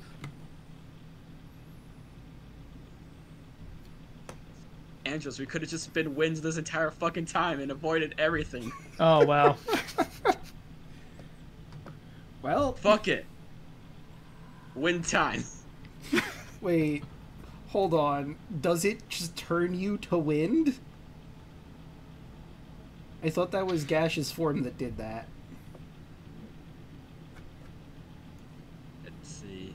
You assume a gaseous form during the duration. You will increase your see with range. Oh yeah, gaseous form. Wow. I thought there was a spell called gaseous form. There is. There Say is. that.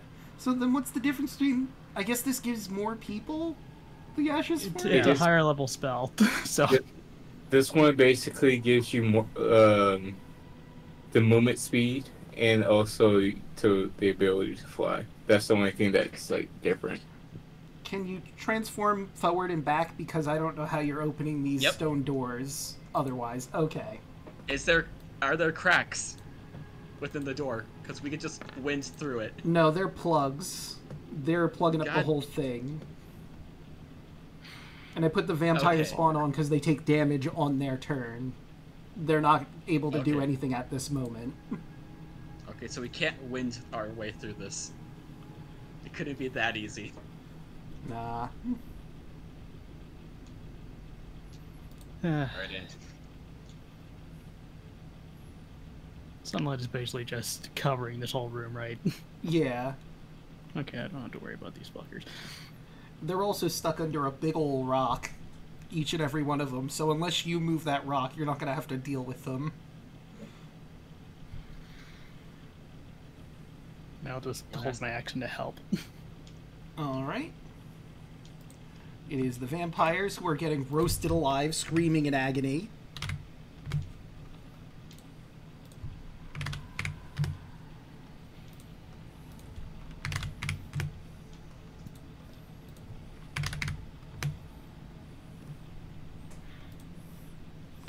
Alright, now we go to Kaya. Alright. While making our way over to push this door open, it's gonna look to a shadow on the wall and be like, is the queen this way, or do you know which way we had to go? The shadow nods at you. Good. Alright, we'll be in and out faster than you could say. God fucking... Damn it. There 20. you go. That's enough. The door unlocks and you move it out of the way. It's an epic adventure for the I masses. fucking hate this place. So there's a big old pillar in the middle, but I'll explain the whole room as you see it. Let's scroll on down. This is room number 14. Technically 13, because the module's kind of wrong. An ornately carved sarcophagus rests on a dais in the center of this room, and light filters down onto it from above. A pale, motionless figure rests inside it. She's dressed in fine but faded crimson dress, embroidered with intricate gold designs. She would seem asleep if not for the millstone on her chest. The room smells of dust and the putrid odor of rot. Technically, her altar is behind this pillar, but yeah. Alright. I'm gonna turn off my sunlight. Okie doke. Off. Alright, Andrews. Save. Hold up. I still have a bonus action. Okay.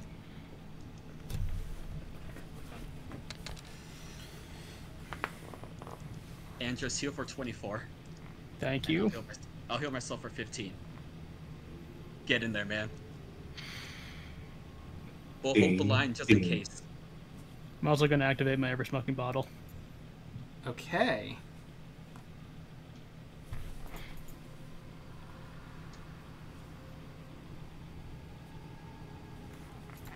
That's good enough. So the dais, and her sarcophagus are over here.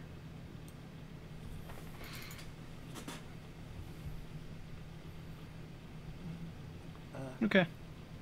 Cloud of thick smoke pours out in a 60-foot radius from the bottle. Cloud's area is heavily stirred. For each minute it remains open, it'll increase by an additional 10. Persists as long as the bottle's open. Okay, so it starts with 60 feet from you. Okay. Mm-hmm. So I will give you an aura of smoking bottle. No. Let's go for a nice light gray. Setting a nice cinematic feel. And right? is the tomb closed or anything? We can see her through it, right? Yeah. There's Okay. millstone on the sarcophagus, basically, where her chest is approximately. So if you want her to get out so you can fight her, you're going to have to move that first. Okay. And that'll be an athletics check. God damn it. If it makes you feel better, it is significantly easier than the doors. Okay.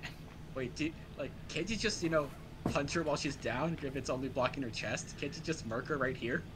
But that's not a good fight. That's not a challenge. That defeats the whole purpose of why My you're kid is in danger, Draco. Look, did you come here for a challenge to earn it, or did you come here to just get your thing? Kid could die, Draco. I know. I mean, realistically, will she wake up if Angelos punches her once? She's just gonna be stuck there while he beats the shit out of her. She can still do what she wants, but she's just stuck. Fight back. Fight back. So, for intents and purposes, because the millstone is there, she's basically paralyzed. Oh. Fuck this. Alright, I mean, that Caledon fight made me pissed, so I'm just gonna... So you just auto-crit if you land? Isn't that how paralyzation works? Let me look at paralyzed just to be sure.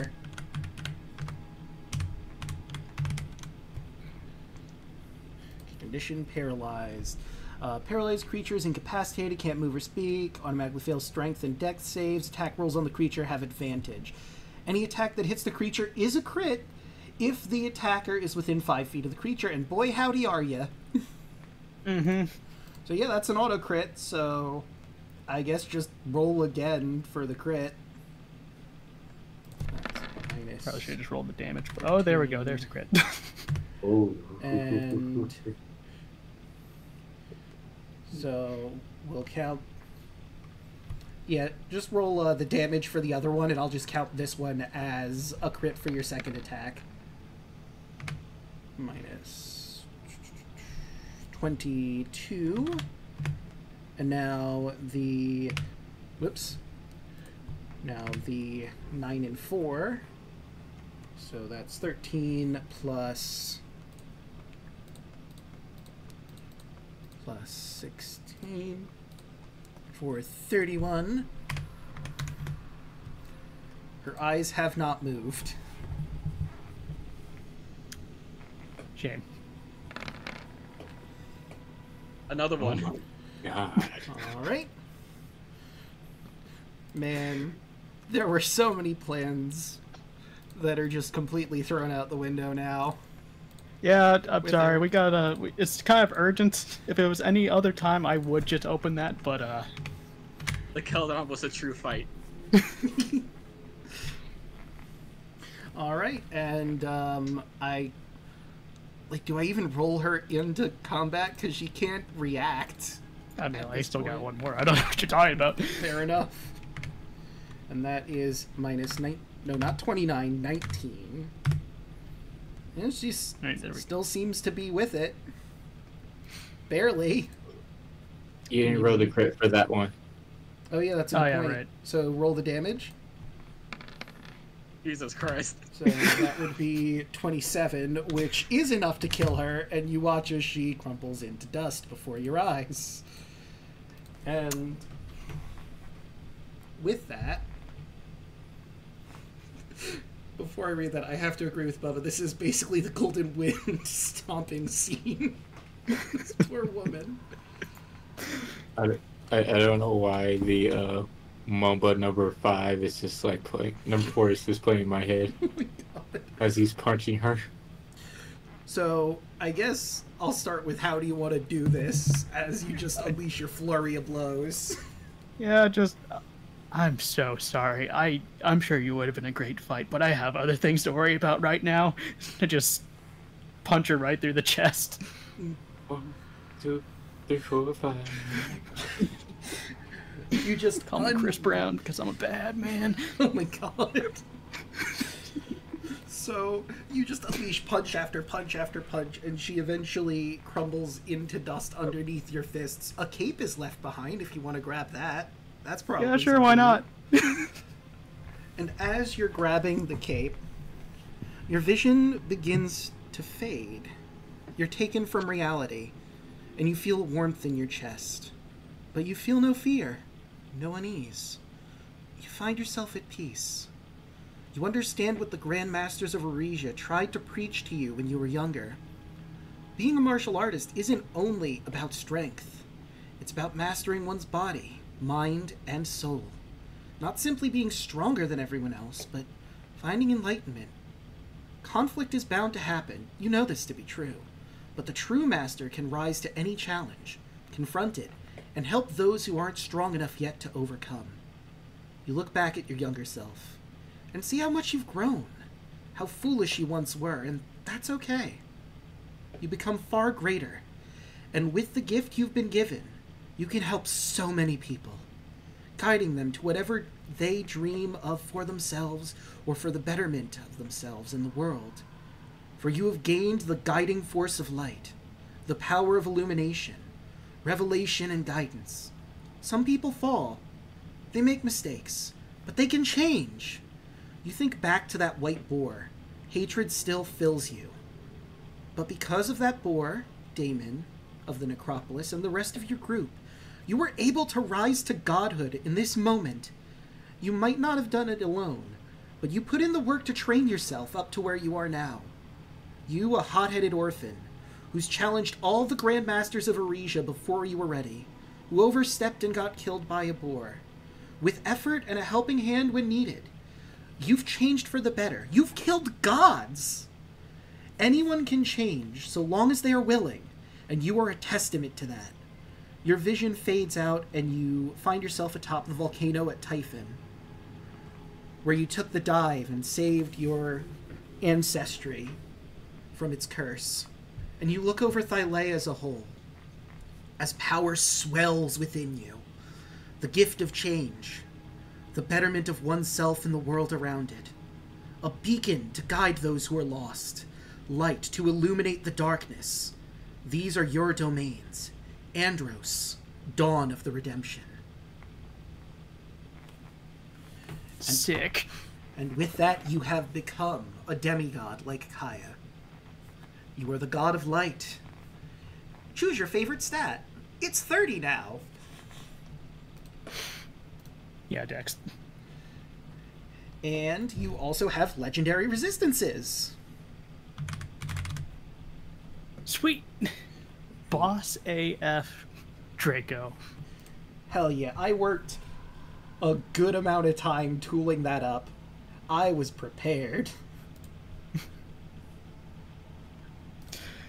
I guess I'll just heal back all that damage I took because, you know, I didn't really need the advantage on my gloves. Yeah. Where is what I'm looking for? Here it is. Okay, so I did the attribute. You can ascend once you hit the other requirements in the legendary resistances. So we can take a quick break here, stretch our water, drink our legs, but before we do, allow me to share what she would have done had you free her. Step 1. Use the magical item she has that you now have to teleport out of here and go to the room where all of her children, nephews, and nieces are. Break them out. Ah. And then you would have had to deal with her and 20 child vampires. I made the right decision. And, like, I had this whole monologue planned out, like, if you freed her, could you excuse me for just a second? I'll be right back, I promise. And then she would come back with all her children. It's like, you know, you and me have to fight one-on-one, but your friend over there has nothing to do. I thought she could babysit my kids for a little bit. And you know what's funny about that? Mm-hmm. Actually, hold on, no, if she teleported, I guess that wouldn't count. Yeah. Because I was thinking about Sentinel and just doing Stunning Strike on it. Hilarious, but no, with teleportation that wouldn't work. And oh no, Draco, I'm surrounded by 20 vampires. Whatever will I do? Yeah, I don't know how you were gonna handle that. I mean, there would have been a moral problem, probably, because there's a bunch of starving children faces staring at you pleading for help. Because they're so hungry. One thing I could think of is her just saying, be purified by the light and then glowing. Yeah. But, like, I imagine it'd be hard for Kaya. All these children vampires pleading for help, starving. I mean, she'd probably still get to the point where she, here comes the sun them, but still. You know what I would have done? Scorch the earth. Fuck them kids. And just would have just started smelling and like would have just started smelling smoke from the other rooms. It's like, ah. Also, you know what? I might as well reveal what she had. So she was a spellcaster. Aside from all of the vampire stuff she had, like, you know, charming you, potentially, and summoning bats or whatever, she also has spells like, ahem, Fog Cloud, Sleep, Gust of Wind, Mirror Image, Animate Dead, which wouldn't really be relevant here because there's nothing to animate, Bestow Curse, Non-Detection, Blight, Greater Invisibility, and probably what would have been the most frustrating, Dominate Person. Really glad I just punched her through the tomb. Good decision.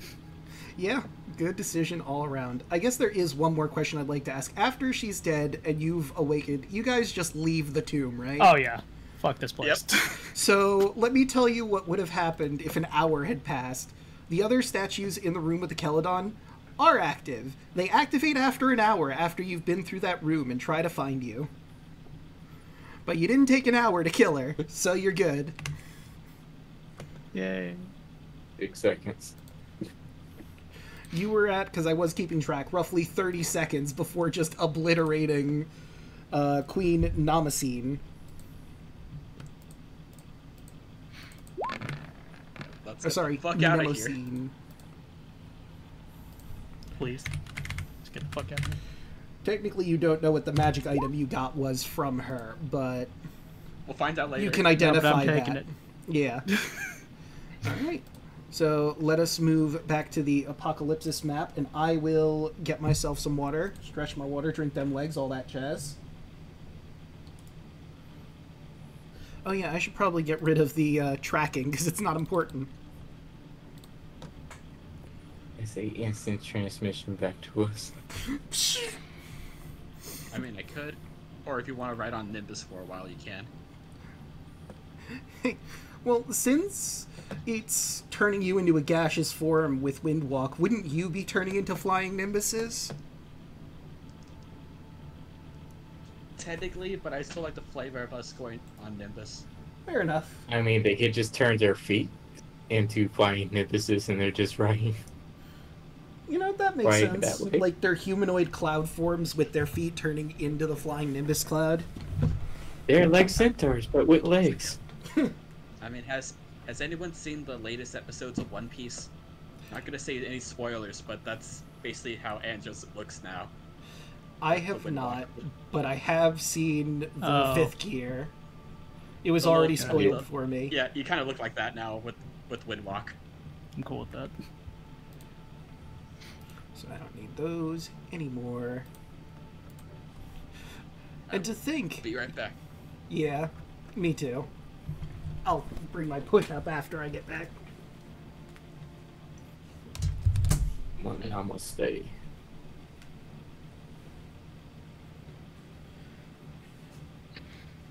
About damn time. Fuck the Alright.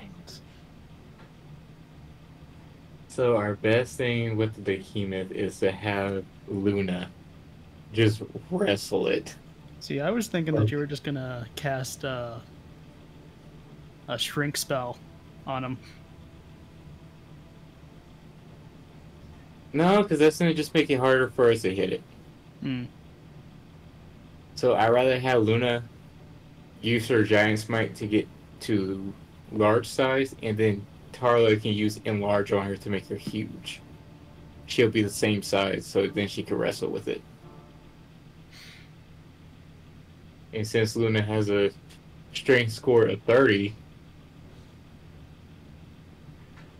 he won't have a problem with keeping that thing down and keeping his head pointed straight up. So the breath weapon does not destroy anything. Is what I'm planning. Hmm.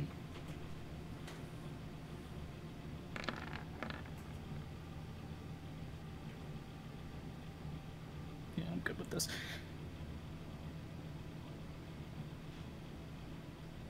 And hopefully Tarla can talk with the Kraken to try to convince it to be on our side.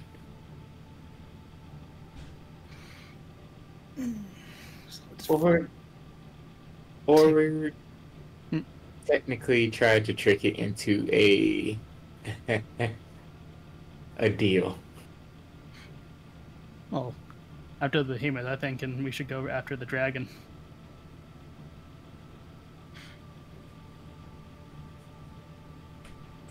Yeah, that would be smart. Because the Kraken is the slowest. And compared to the Tarath, the Nether Dragon might be the easiest. Well, in terms of difficulty, I know the Kraken's the easiest out of the 4.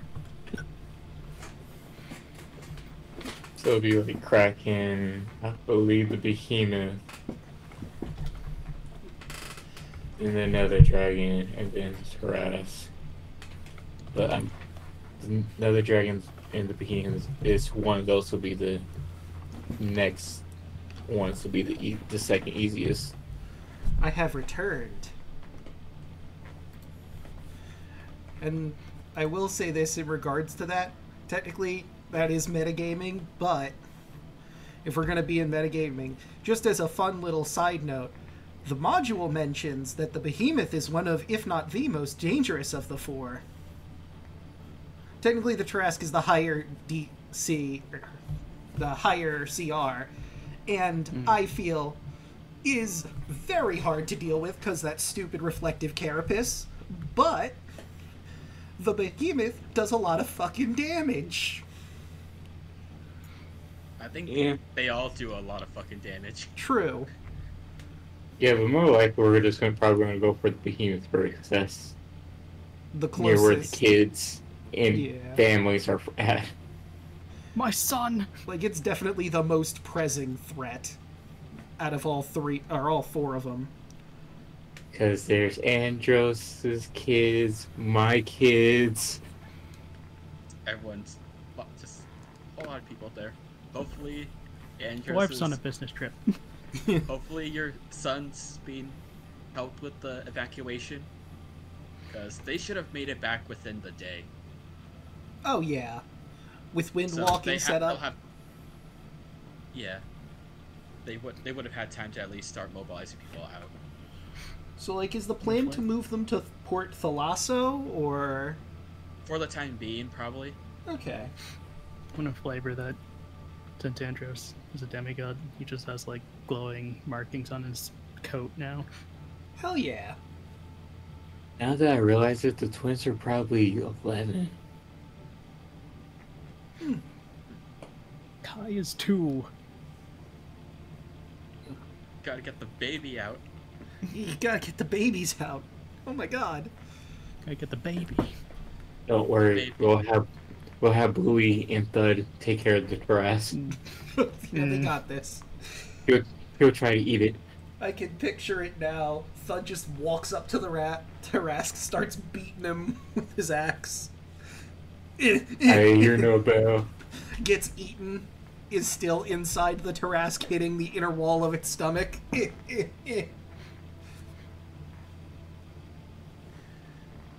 He's like, I still got a few extra lives. I can do this. I got this. And then He a already building. died twice. He has exactly 2 lives if you think about it. One that he comes back from, and then the one he doesn't. But he's also an orc, so he technically could die 3 times. True. I'm just gonna call the cloak the vampire cape. Fair enough. I don't know what it's actually called. It's like, yeah, do we know what that does now, or?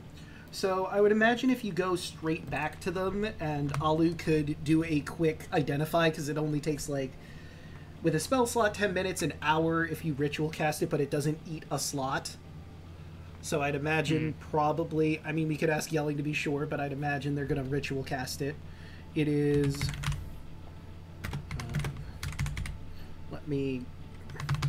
I need the spelling of it so I can pull up the actual document. Give me just a sec here. Actually, wait, I can just grab it from her character sheet because I left it on her on her character sheet. Oh shit, I went to the wrong area. I want the tomb, not the prison fort. You talking about identify? Yeah, we're identifying the cloak that Andros got from Mnemosyne. And let me see. Ah, here it is. It is the Cape of the Mountebank. And once I grab that... Pretty good item. The Cape of the Mountebank is a cape that smells faintly of brimstone. While wearing it, you can use it to cast Dimension Door as an action. This property of the cape can't be used again until the next dawn. When you disappear, you leave behind a cloud of smoke, and you appear in a similar cloud of smoke at your destination. The smoke lightly obscures the space you left and the space you appear in. It dissipates at the end of your next turn. A light or stronger wind disperses the smoke. It is pretty cool. Okay. You get a free Dimension Door if you want it, and it's not an attunement, so you could just have that. Yeah, I'm taking that. Andrew just turned into Goku. Yeah, that's honestly a really good item for you, man. You can instant transmission people. Yeah. And so the transformation to Goku is complete. You know, it's funny because I was going to give Andros a cloak on his time skip. You know what? I'll put this in the party notes, Don't I need guess. to do that anymore. So if you want to just grab that and copy it down, I put the link in the party notes. Yes, please. It's in the compendium too. You could drag it over to your item sheet. Oh yeah, you Oh, can yeah. also do that. Because it actually is in the compendium. It's from the SRD, so it's certainly in here. Yeah. Is everybody back? I've never left. Cool. I'm here. I am as present as I can be. All right. And I think I heard Alek. Did I hear you? Are you there? He's still mute. Ah. On. I'm here. Sorry. Okay. Because at this point, you all would have met up together and shared the information. I don't know if you heard, Andros is keeping what he got from the Vampire Queen, which is a cloak that lets him Dimension Door once a day. Oh, hell yeah. It also Change the color in the future. It also leaves a cool, like, smoke effect when you teleport in both the area you're leaving from and going to. Just for extra style points. So, our next point of order, now that you have gotten your intel, I believe everyone wanted to take care of the behemoth because it's right there and it's threatening a lot of people's families. Yep. Let's fuck him up. How long will it take us to get there? Well, let's see. From your current position, if you go to Mitros, I believe, so you're halfway between Arisia and Mitros with the boat. That'll probably be like a couple days. With wind walking, you'll get there faster. So I imagine that's what you're gonna do. But do you want to take a day to rest up, get your slots back, and then go? I mean, I have a higher level slot. I can use Windwalk. We get over there, take a long rest, and then once we get up, we're all ready to go there. Okay, and then he would have moved closer from that point. He's probably going to be in laser range when you finally meet him. But if you can distract him and keep him focused on you, that might not be as big an issue. Just try not to keep the city of Mitros at your back.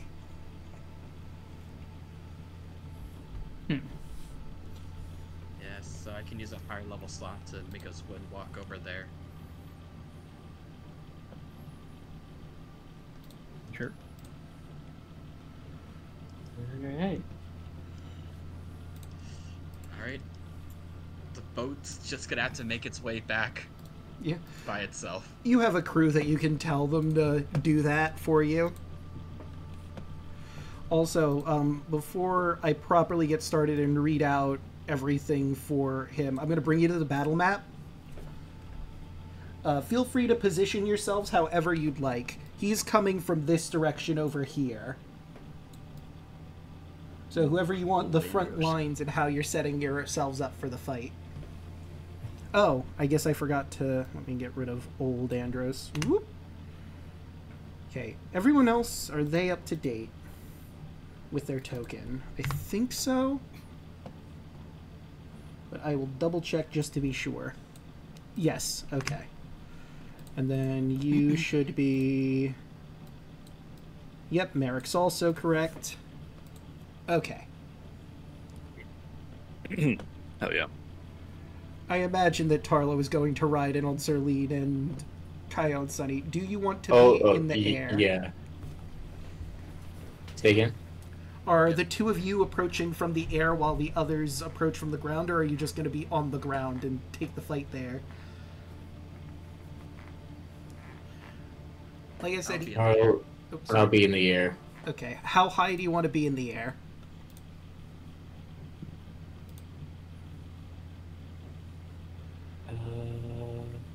What's the range of the spell before I did?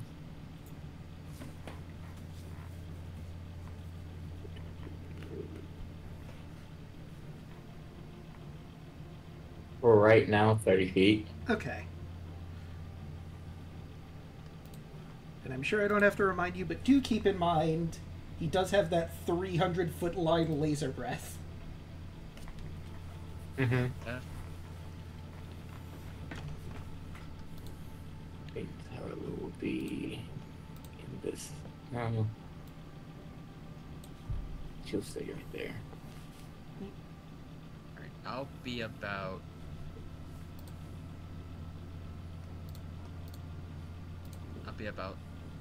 I'll be about like 40. Okay. Let's give you your wings. And I'll put on the 40 token. And you gonna stay in that spot or maybe move to like the right of your group, or... I mean, obviously you're in 3D space right now, so you're 40 feet up, but like anywhere in particular on the map you want to be. I'm seeing if there are any buffs I can do right now for people. Hmm. But let's see.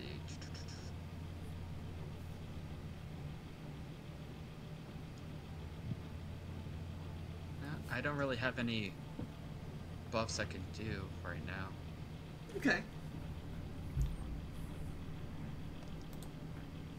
Anyone else have any prep before the behemoth comes strolling in? Spells or whatnot? Luna is going to already go into her. Luna's going to get big. Okay. With Giant's Might. Using her Giant's Might. Right, and that puts you at large, right? Yes. Just gonna move away from everybody. What did we say the behemoth's weaknesses are again? Oops.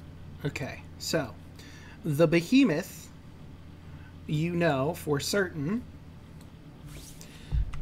is vulnerable to magical weaponry. Magical weapon. Also, the spells Maze and Reverse Gravity could be useful against him, but I don't believe anybody has that. And you would have to take time to properly research it, unless I'm mistaken. Should I do. have. Oh, It's a druid spell. well, all right then. Hell yeah. Don't worry, I got a plan, guys. I have 2 buffs, but they only are a minute in duration, so I wouldn't pop that till I like combat starting. Yeah. Yeah, I Taro was imagine going to do the same with thing. that. Okay. Okay. So, I'm going to change... Well, first things first, I'm going to move us back to the Apokalypsis map so you can all see the movement of every creature before we get into battle proper. So... I should probably give you guys a token on the map, too, considering. So, we'll move the Ultros to, like, here. As that's moving. You all will be setting yourselves up. Who would like to be the token on the map? Just for identification for the party. Didn't we have an old token that we used before? I think so. Like, it looked like a silver coin of some kind or something like that. Yeah. No, it was the Ouroboros one. Yeah, I'll have to find it again. I believe it should be in Mitros. Let me just look for it. Nope, that's not there. Where did I leave you? Wait, is it in there? We just gotta sift through my folders really quick. Oh, it should be in Astoria, too. I could just drop one of the familiars as well. True. Do we have Howard guide us the way to the end? Okay, I have found the Ouroboros token. But if you would prefer to use Howard, I am not going to stop you. It is your choice, after all. Oh, I'm asking the group. Yeah, sure. Sure. All right. We can use the Ouroboros when we complete that one. Complete one. Howard. Kaya's familiar. There you are, Howard. Oh, you already put him on the map. Boop. Yep. Right, and you guys are basically going to meet him, like, yeah, right there. Oop, I really should have positioned this better. Maybe if I send that to the back. There we go. Now I can grab the Nether Dragon and move him properly.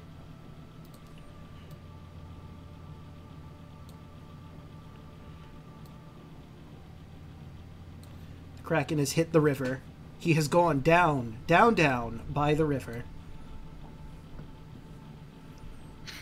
But more importantly,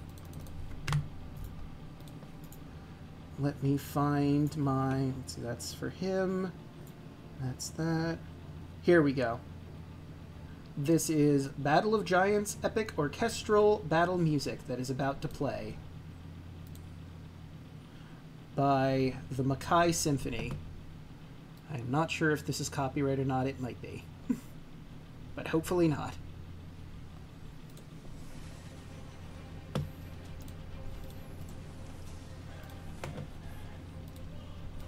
Alright.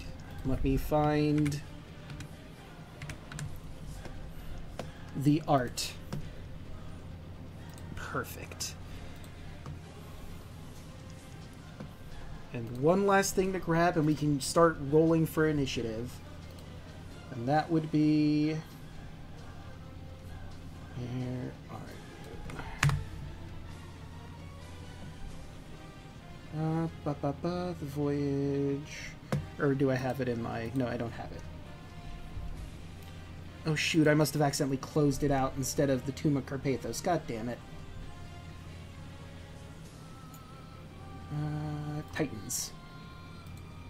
Perfect. Okay. I will probably have to change this because this assumes that he's in Mitros. But this works at the beginning. Even the largest buildings are dwarfed by the massive beast, laying waste to the lands around it. As he strolls towards all of you in the city of Mitros, you see this monstrosity. He lets out a blast of yellow energy and just completely eradicates a bunch of trees and a mountain. He takes another inhale, looks onto the other side, and black energy shoots out of his mouth.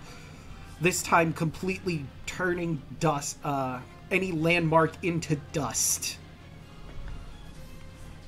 Most terrifying of all is when he opens his mouth with that primordial energy. Anything that gets caught in it seems to disintegrate before your very eyes. You can't help but feel anyone that's in its path is doomed. But you can't think that now. It's time to fight.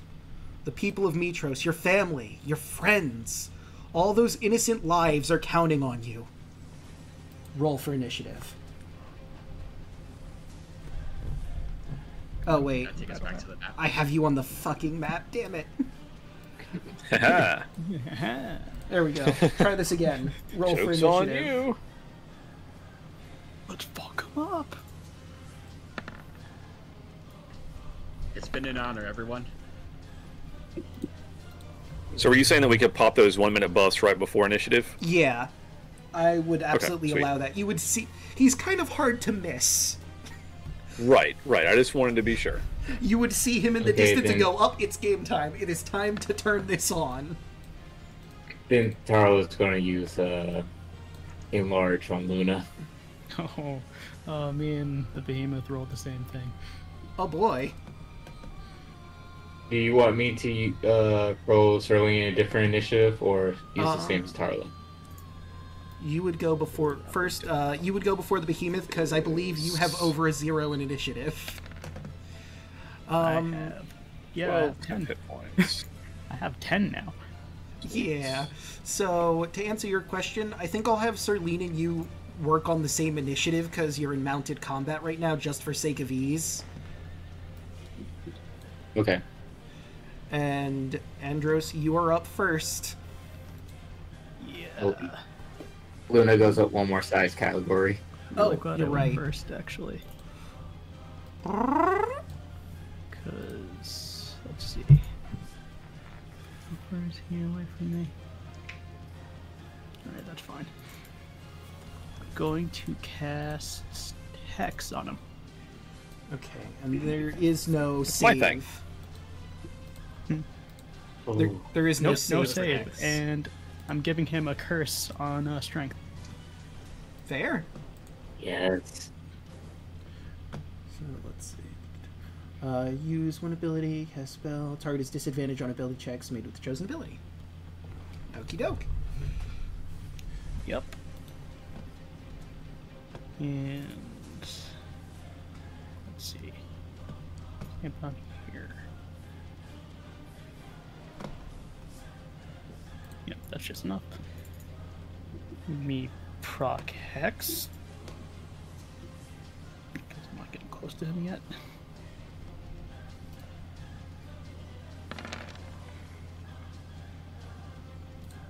Okay.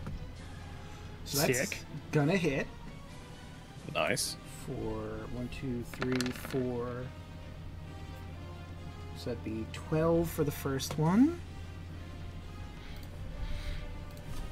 Minus 12. And then the second one hits. 2, 3, 4, minus 21. And Hex with my bonus, so I can't do any more. Alright. I will just move. Okay. And before the behemoth, he has his legendary action. He's going to spend 1. Let's see, you did just hit him. Yeah, sure did. And what is his... Ah, yes, 50 feet. Hold on, I'm moving. Oh, okay, yeah, you first. Okay, so he wouldn't be able to get to you. Unless he dashes, and he's not going to do that. Instead, he's going to charge at Luna. Actually, wait. No, because this is his legendary action first. So, now it is his actual action.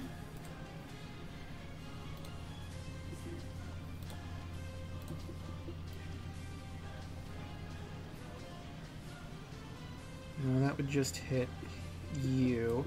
However, he can maneuver himself better.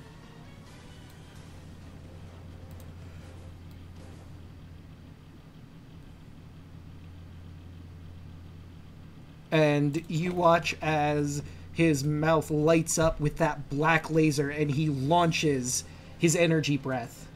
And I need both Luna and Andros to make me a DC 20 dex save. Or take 16d8 damage. You know that little funny thing that Luna got from the god? Mm-hmm. When we were underwater? I'm gonna just reduce that to 0. Fair I'm point. not fucking with that today. What's really funny about that? I'm taking no damage. Why? You're immune to Evasion. necrotic? Oh, right. No, evasion. Forgot. Nice. You're you know fast what? as fuck. For Fast funsies, as let's fuck, see how boy. much damage you would have taken had you failed, and if Luna did not use her blessing. So you just avoided 73 damage. Good. Nice. Oh, good. Wow. Good. And I'm that's really it glad for to be a monk right now. yeah. Mm-hmm. And that's it for Glad I remember I had that. It's really good you remembered. And now it is Kaya's turn. Okay, it's with... This guy's within range. Let's see. Let me check this really quick. Do I proc reverse gravity now or do I wait? That's entirely up to you. Chacho. Let's see. Also, I did notice we have puns, but of course I will read them at the end. I'll do Call Lightning first. Okay. I'm gonna upcast it to level 5. Alright. Cylinder, 10 feet tall, 60-foot radius.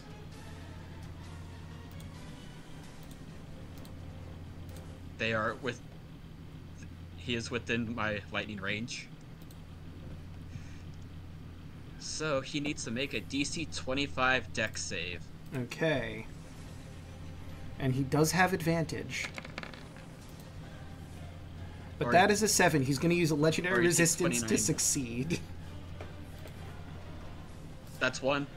Yeah. 29 divided by 2. So he takes 15 damage instead.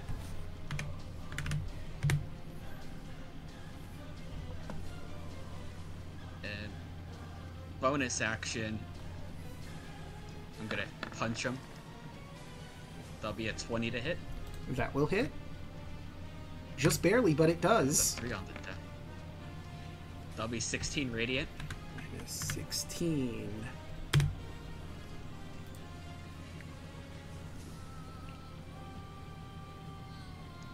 And let me measure distances. Alright, so Sunny's gonna fly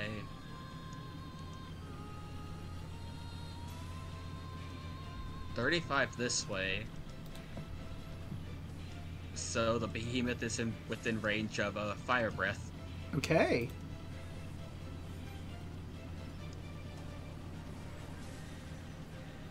So a DC 14 dex save. And I am rolling garbage. So he's going to take that. Alright, I'm trying to bait out his resistances. So that'll be 44 fire damage. Alright.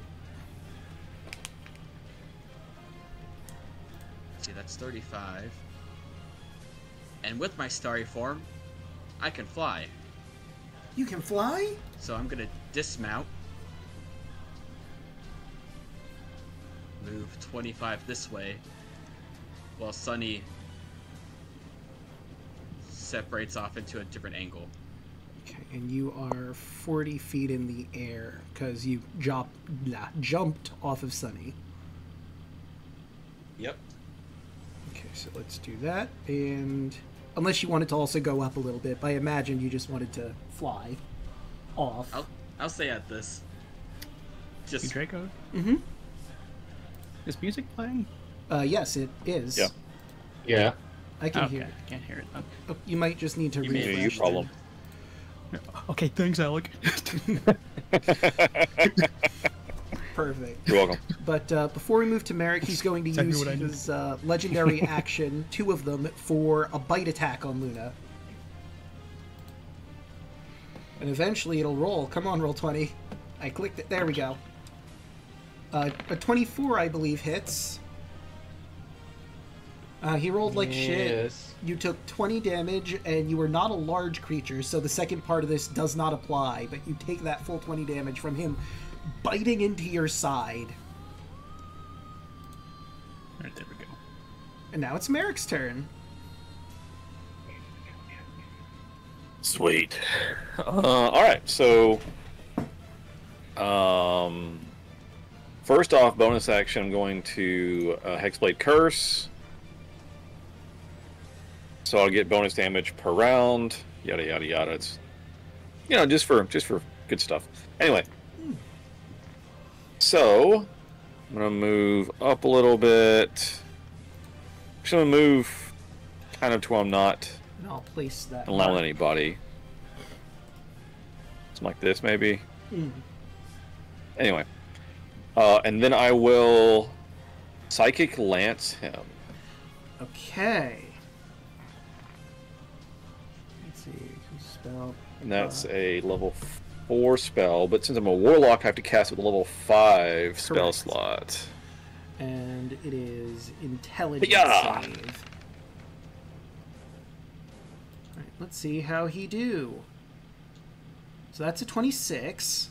A 26 on int? He's a behemoth. What? Yeah, but Bastard. he is He still trained takes half in though. saving He's just not throws. incapacitated.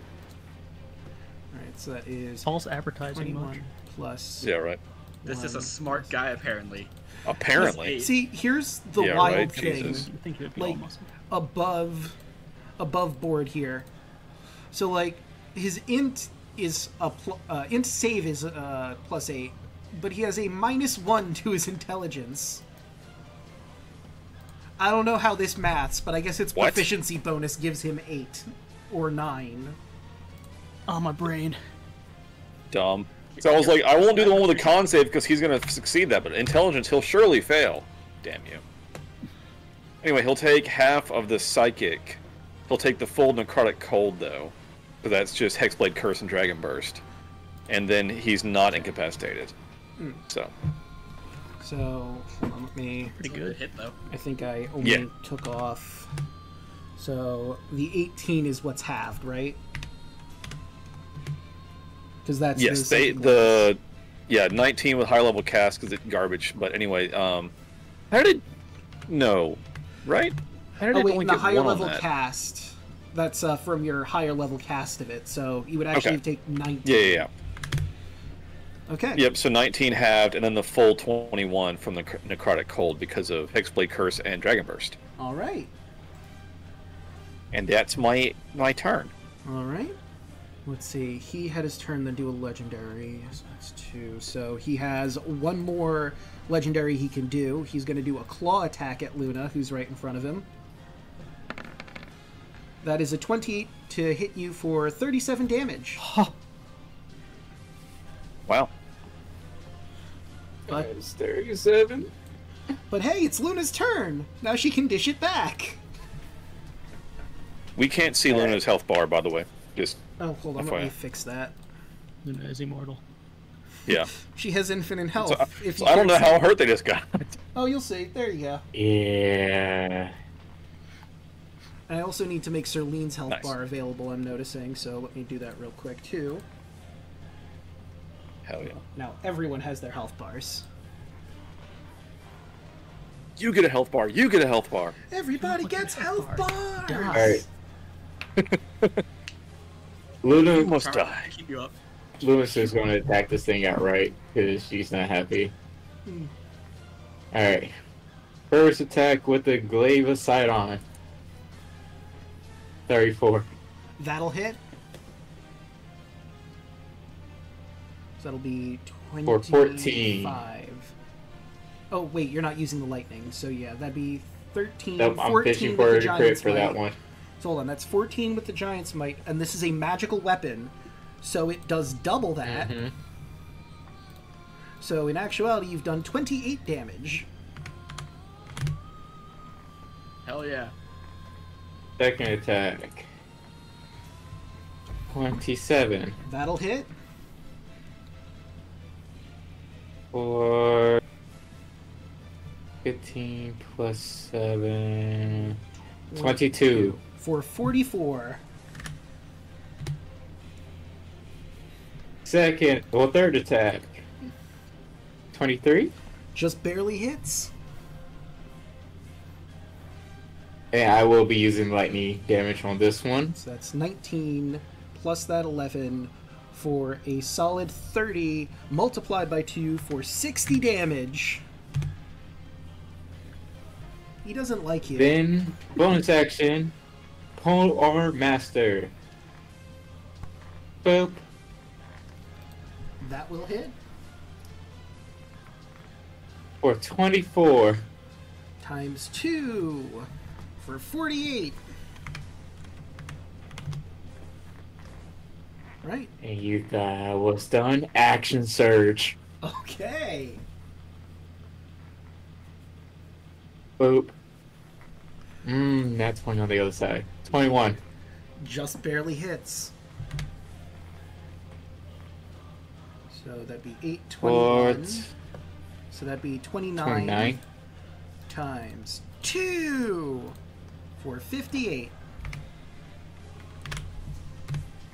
Next one. 32 Yeah, it hits. for 19. Okay. I don't get to use the lightning damage again, do I? Or is that once per turn? Let me check. It's just once a turn. So a little bit busted. Yeah. I know it's like once per attack, but I'm not too sure if it procs with Action Surge. And I can use it one more time. I think it's just once a turn. I will double check. Site on item handout. No, that's just how it looks. Where is my treasures? There they are. Leave a sight on once per turn. Yes. Okay. So yeah, the 19. All right. And then last attack. 22 It hits. for 20. All right. And that'd be minus an additional 40, bringing us to Tarla. Alright. So Tarla is going to use her bonus action to summon her Echo at the feet of the behemoth. Okie doke. Well, I think I need to remake your Echo. For right now, I'm just going to copy and paste your token, and I'm going to alter this one. How much HP does the Echo have? 1. Okay, Tarla. AC is 10. Okay, AC 10. It doesn't have a spell save, right?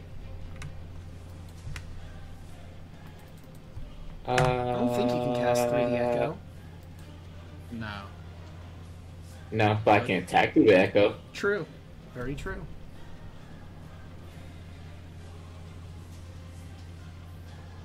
Okay, so Tarla will have 2 attacks using her chakrams. Okay.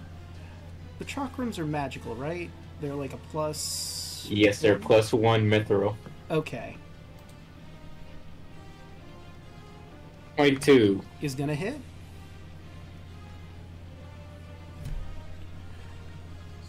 for 6. For 12, because magic. Second attack, 15. Is not enough. And then I can also do... Where is it?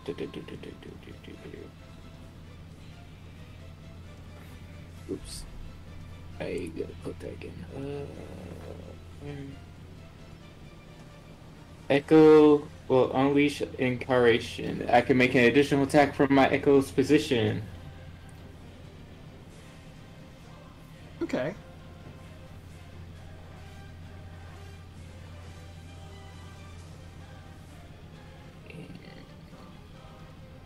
This attack will be 17. Is not enough.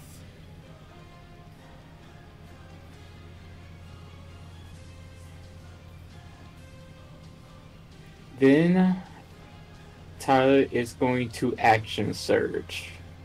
Okay.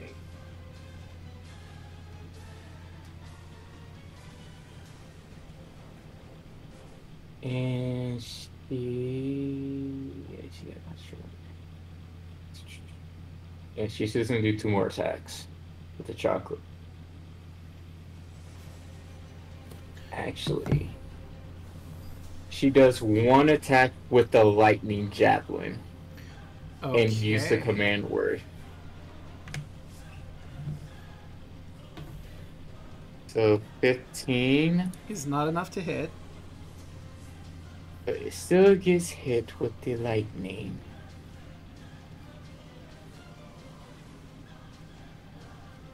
Which is 4d6. Wait a minute, I just realized something. So you're throwing the javelin not from your echo, but from you, right? Or are you doing it from the echo? I will do it from the echo, because it's closer. Yeah, that makes sense, because otherwise you'd be doing it at disadvantage anyway, since you're 30 feet up and then 30 feet away. But I digress. Roll that lightning.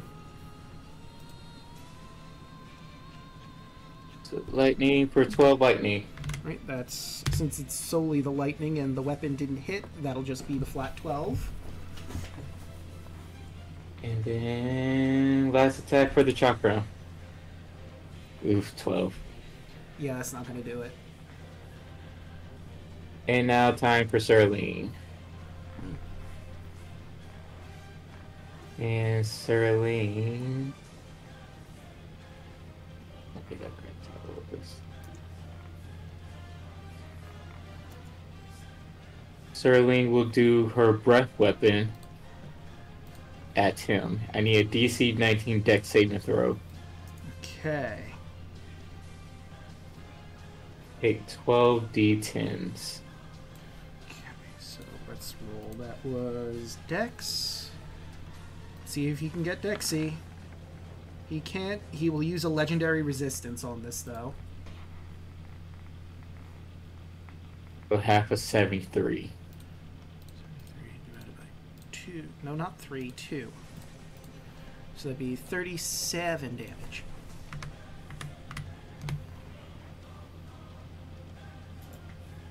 And then Laura and Serling will land right here behind him. Alright, and you said she's landing? Mm-hmm. Okay, so let me take down the 30, take down your wings.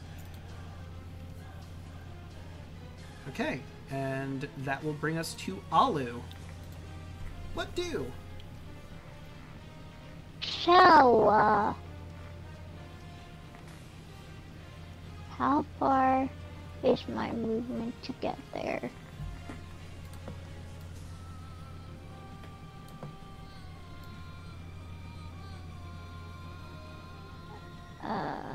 Can I get in any form of...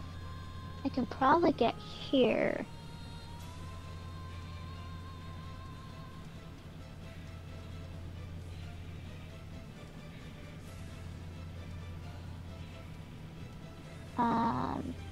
And then after that, I will flame. Do we say flames work on the behemoth, or it doesn't work on the behemoth? What is it? Flames? I mean, theoretically. Like, you know that magical weapons he's weak to, but he doesn't have any resistances that you read to fire.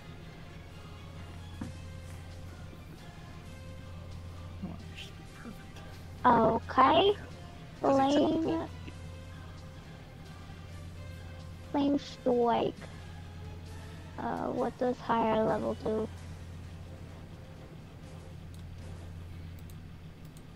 More damage. More damage. Okay. Do I want to upcast it? I'll upcast it to level 6.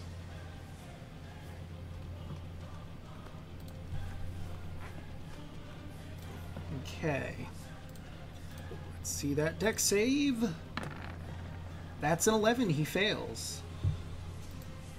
So, will he use his final? I see that be 21 plus 6 for 27.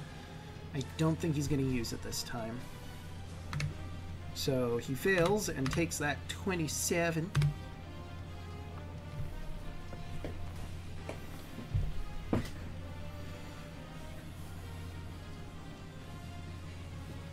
Starting to look pretty rough. Do I want to use... Is it second wind or action surge? I keep forgetting which is which. If you're trying to Action heal, surge it's lets second you wind, wish. and action surge is another action. So I'm gonna use my action surge.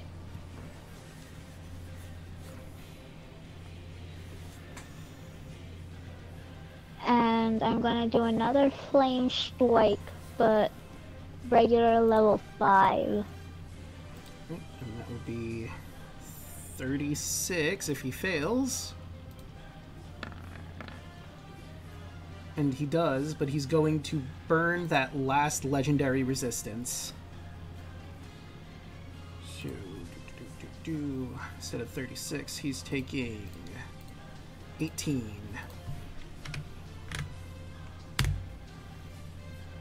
It's looking real rough.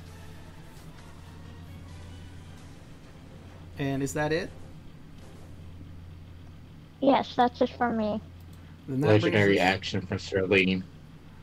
Ah. Good point. She's going to do a tail whip.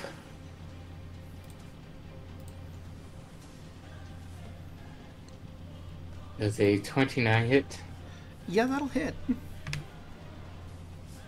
for a legend 11 bludgeoning? Alright, so Is that's... it does Serlene have a magical weapon? I don't because think she I don't does. think dragon. Yeah, I don't think dragon. Yeah, dragons aren't naturally like magical attacks. Let's see. Just still insane to me. Yeah, considering their beings of magic, you'd think they would, but nah. So, since that Yeah, is so I not don't know if this magical, thing has that resistance. won't do damage. Because you know from your research, he is immune to bludgeoning, piercing, and slashing from non-magical attacks. So the tail whip does not affect. But that Okay. will bring us to Andros. What's up, bitch? Finish him! Yeah, hold on. Me. Roll 20 is being weird. I'm gonna roll this for the funsies. Okay. It always is weird. You notice as you walk up to him, his mouth is starting to spark again.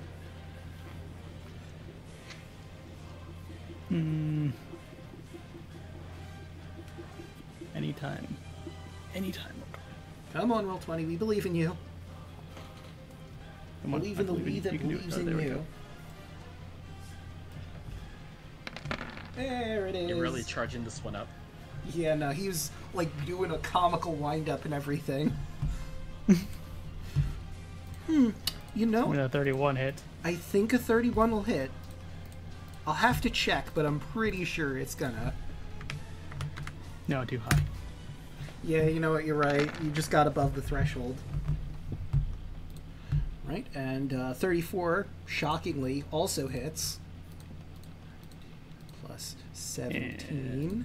So that's 41, and don't even spend that next one. How do you want to do this? Oh.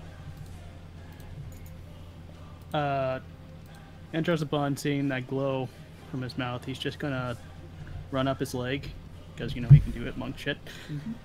And just give him, like, a really swift uppercut to the jaw. As he, as if he was about to fire it, and his head just explodes from his own impact. Yeah.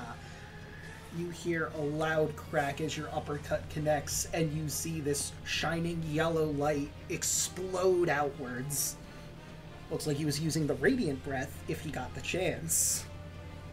But he didn't. And in a explosion of gore and lights, he collapses to the ground with a mighty thud. That is one Nether Titan down. You all let out a sigh of relief, and before anything else happens, level up! Yes! Sweet. Yes. Wow! Finally! Sorry for the peeking. No, I'm not gonna lie, that was actually easier than I thought it was going to be. honestly, yeah, you managed to get him before he could do anything else. But like I said, this fight I feel like could be ridiculously easy or really hard, because he just does stupid damage. Like, if he went full melee on a turn, his bite does 4d12s plus 10 piercing, plus he can swallow a person that's larger or smaller.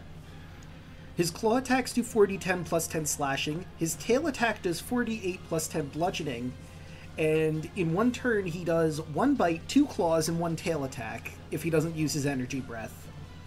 And the energy breath, as we discussed, does 16d8 of necrotic or radiant, his choice. Ooh, I get 2 action surge now. So yeah, he does stupid damage. Oh. See, it was a good thing to put Luna in front of him. It's true. I think I ran. And also, I was looking through your fame again. So, after defeating Pharaohs, all of you would have been at fame level 19. I forgot to continue giving you fame at a certain point. So you're almost completely through the fame tree and ready to be gods and ascend. But to get that last bit of fame, you're going to have to circumvent all of this. It's finally here. And I will move. I have level spells now. And I will move both Alu and Tarla down the fame tree for destroying the behemoth. So I believe Alu, you're sitting at a fame level of 8. Tarla, you are sitting at a fame level of 16. And let's see what those get you while you're all doing your levels. I'm at a fame level of 9, so that means I'm at a fame level of 10 now. Ah, yes. I guess I didn't properly update my notes. Because I realized I did forget to do that. So, yeah, if you were at 9, you're at 10 now. My bad. Tarla, I know for sure, was at 15, though, because she's been imprisoned for a while. So, at your current fame levels... Why is it not showing me the full chart here?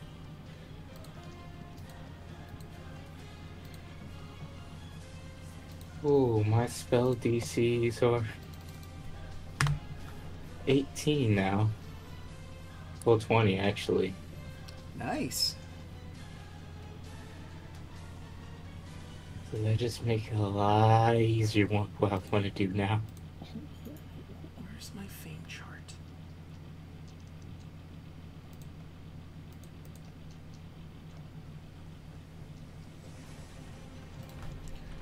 Fame. Is it? No. It's not there, not that. Yeah, where is it? I know it's in here somewhere. Oh, there. Okay, it was in there. It just didn't proc last time I opened it. Weird. So at Fame level 10, Alu, your presence draws so much business that taverns everywhere compete to offer you free food, drink, and lodging. You'll never pay for these things unless you travel in disguise. For Tarla, at level 16, each of your shrines now features a golden statue of you seated upon a throne, guarded by 7 cultists. When you are near one of your shrines, you may summon the cultists to your side. Of course, this is after everything is taken care of, because they're not building any golden monuments when Titans are stomping all over the place.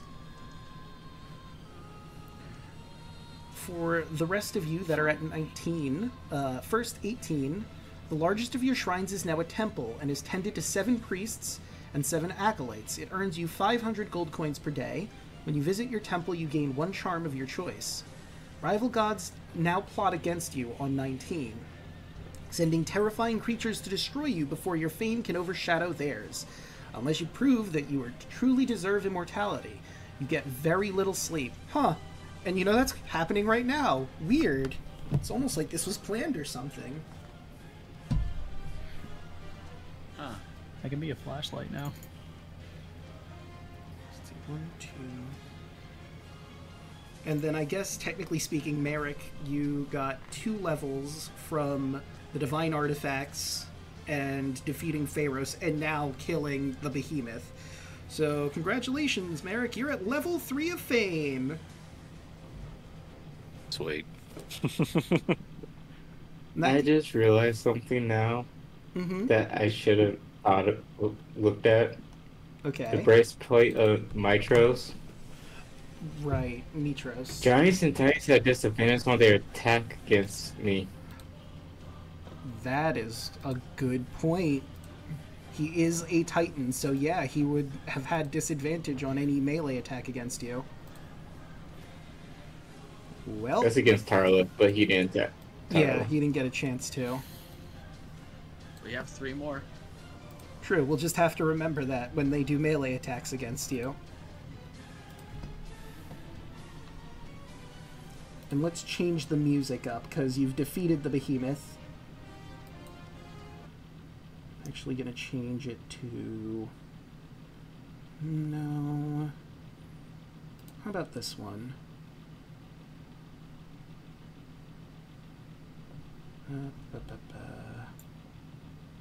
If it wants to play... No? Okay, for some reason it's not playing for chat, so let me try to refresh and see if that helps. Because I would like to make sure this is a good song to play for what I'm setting up in the background. Or I suppose I could use the Apokalypsis theme at the moment.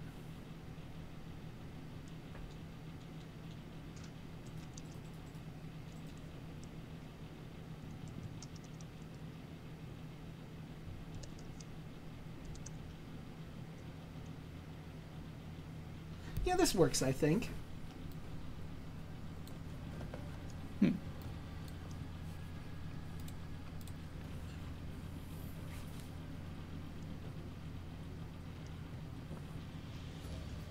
so which one's next? So, before that, everyone has completed their levels, right? Yes. Okay, so, before you move on to the next one, there's a sudden burst of noise. The wretched sound of reality itself being ripped apart.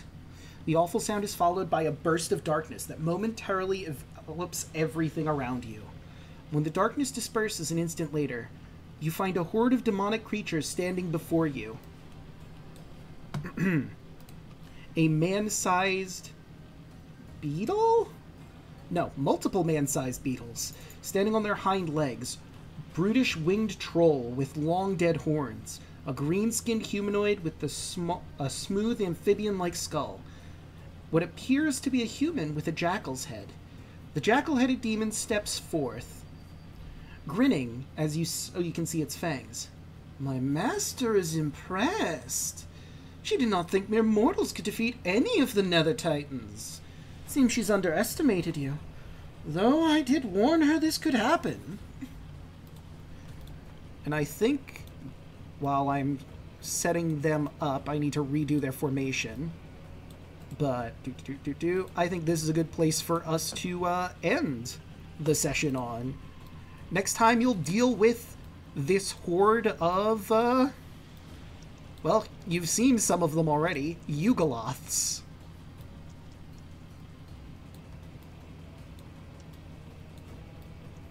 Oh, no. Was that the seaweed one? No. So, if I show you the picture, you remember the original Oh. warden of the prison cube? This isn't him, but it's one creature that is his race. Also among the group are some you haven't seen, like this guy. And these guys. And, of course, the jackal-headed guy who spoke to you, this guy. They say that's not what. They say that's Yeah. not what it is. Well, that depends on what you think it is.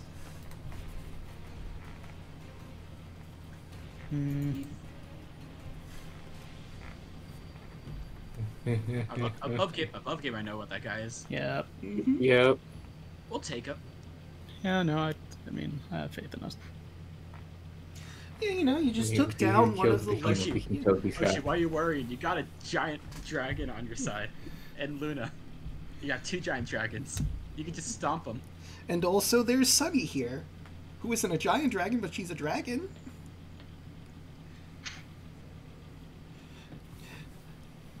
How's everyone I mean, I looking can on make- spell I slots? can make you giant. You could make Sunny giant. Well, we just leveled, so we got all our stuff back. No, you don't get your proper slots until long rest, but you would get... I think that's how we've been running it, if I remember correctly. Like, you get your level, you take the That's long rest, supposed you to get go. all of the slots that you would have had. Okay, I thought this sheet would like automatically update, 'cause I know it refills your health and stuff. Like, it shouldn't, like, fully when you heal level. you. But if we... Like, That was for- so bizarre. Yeah, for example, I got a level 9 slot upon this level up, Mhm. but I've gained that spell slot. So, not until a long rest would you gain the spell slot, but you do have it once you take Okay. that long rest. Okay, just wondering for... What about Everyone. class abilities? The class ability, I believe you would have. It's only the spell Okay. slots that don't get restored, because obviously you haven't had them to expend them. But with the class ability, you've just figured out how to use your Just abilities wanted to that way. Just wanted to confirm. You know what to do, Andros. Mm-hmm. This I is mean- dope. Cool. I love when you just use one spell. True. I still have mine active for 10 minutes, so try counterspelling an active effect, motherfucker.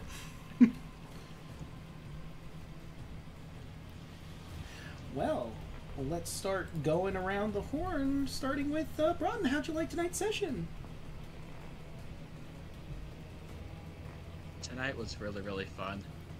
Gotta have one last little brave little adventure with Andros as we fought Keladon Prime. And we beat the shit of a vampire, and I'm pretty sure that's not gonna have any repercussions in the future. Nah. None. Got a cool keep out of it. Yeah, but support everyone who actually does make content.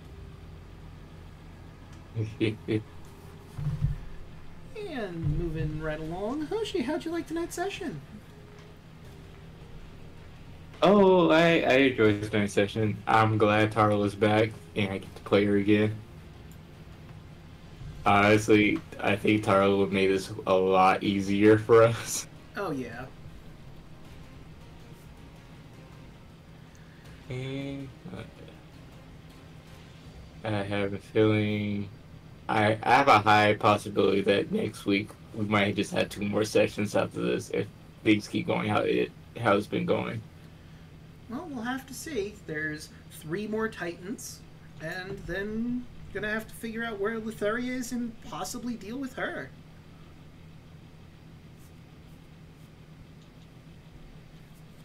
But, moving on. Fan, how'd you like tonight's session? I finally got the ability that I've been waiting for since session 1. I'm happy. Also, you know, feel bad for that vampire lady, but you know, priorities. Fair. Had a lot of fun. Killed the behemoth. Can't wait to kill the other titan after these guys. We'll have to decide which ones you guys are gonna go to next. But yeah, I'm excited to see your new ability in action. Yeah, if it can proc. Yeah. Right, and But go ahead.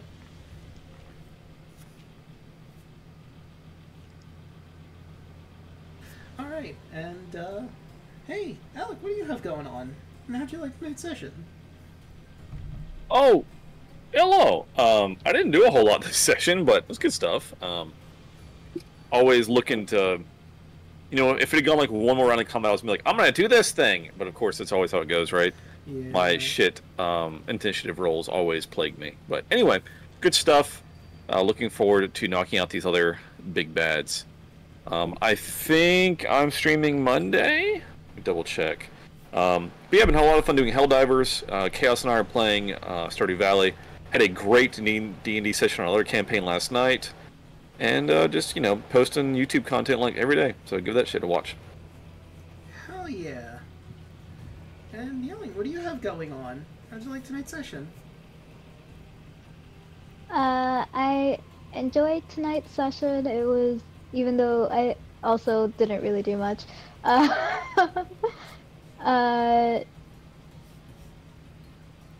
And I'm glad that we learned more about the new bosses in this round, because now we know that Tarrasques can't fly. They suck at airborne things. So, flying attack best suited. Good to know. And then on the other side of things,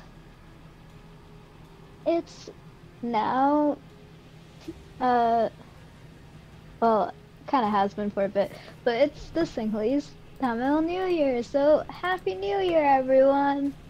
Happy New Year!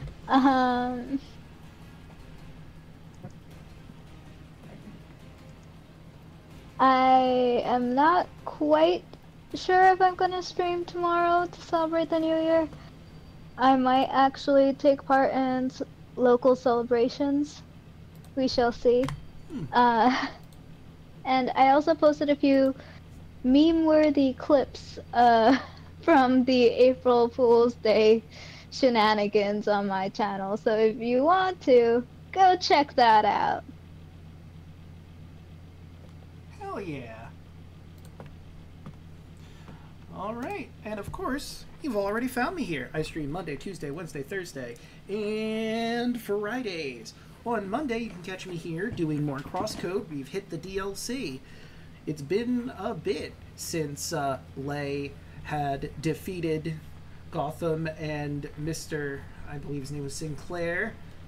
And the Instatainment has decided that Evatars get to live out their lives in a whole new area, do some experiments. We'll have to see how Lay's life goes from here.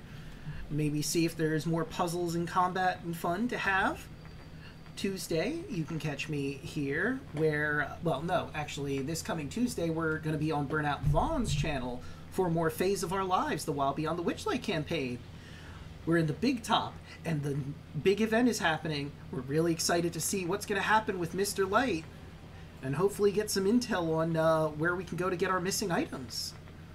Wednesday, you can catch me back here, where I will be playing more Wind Waker.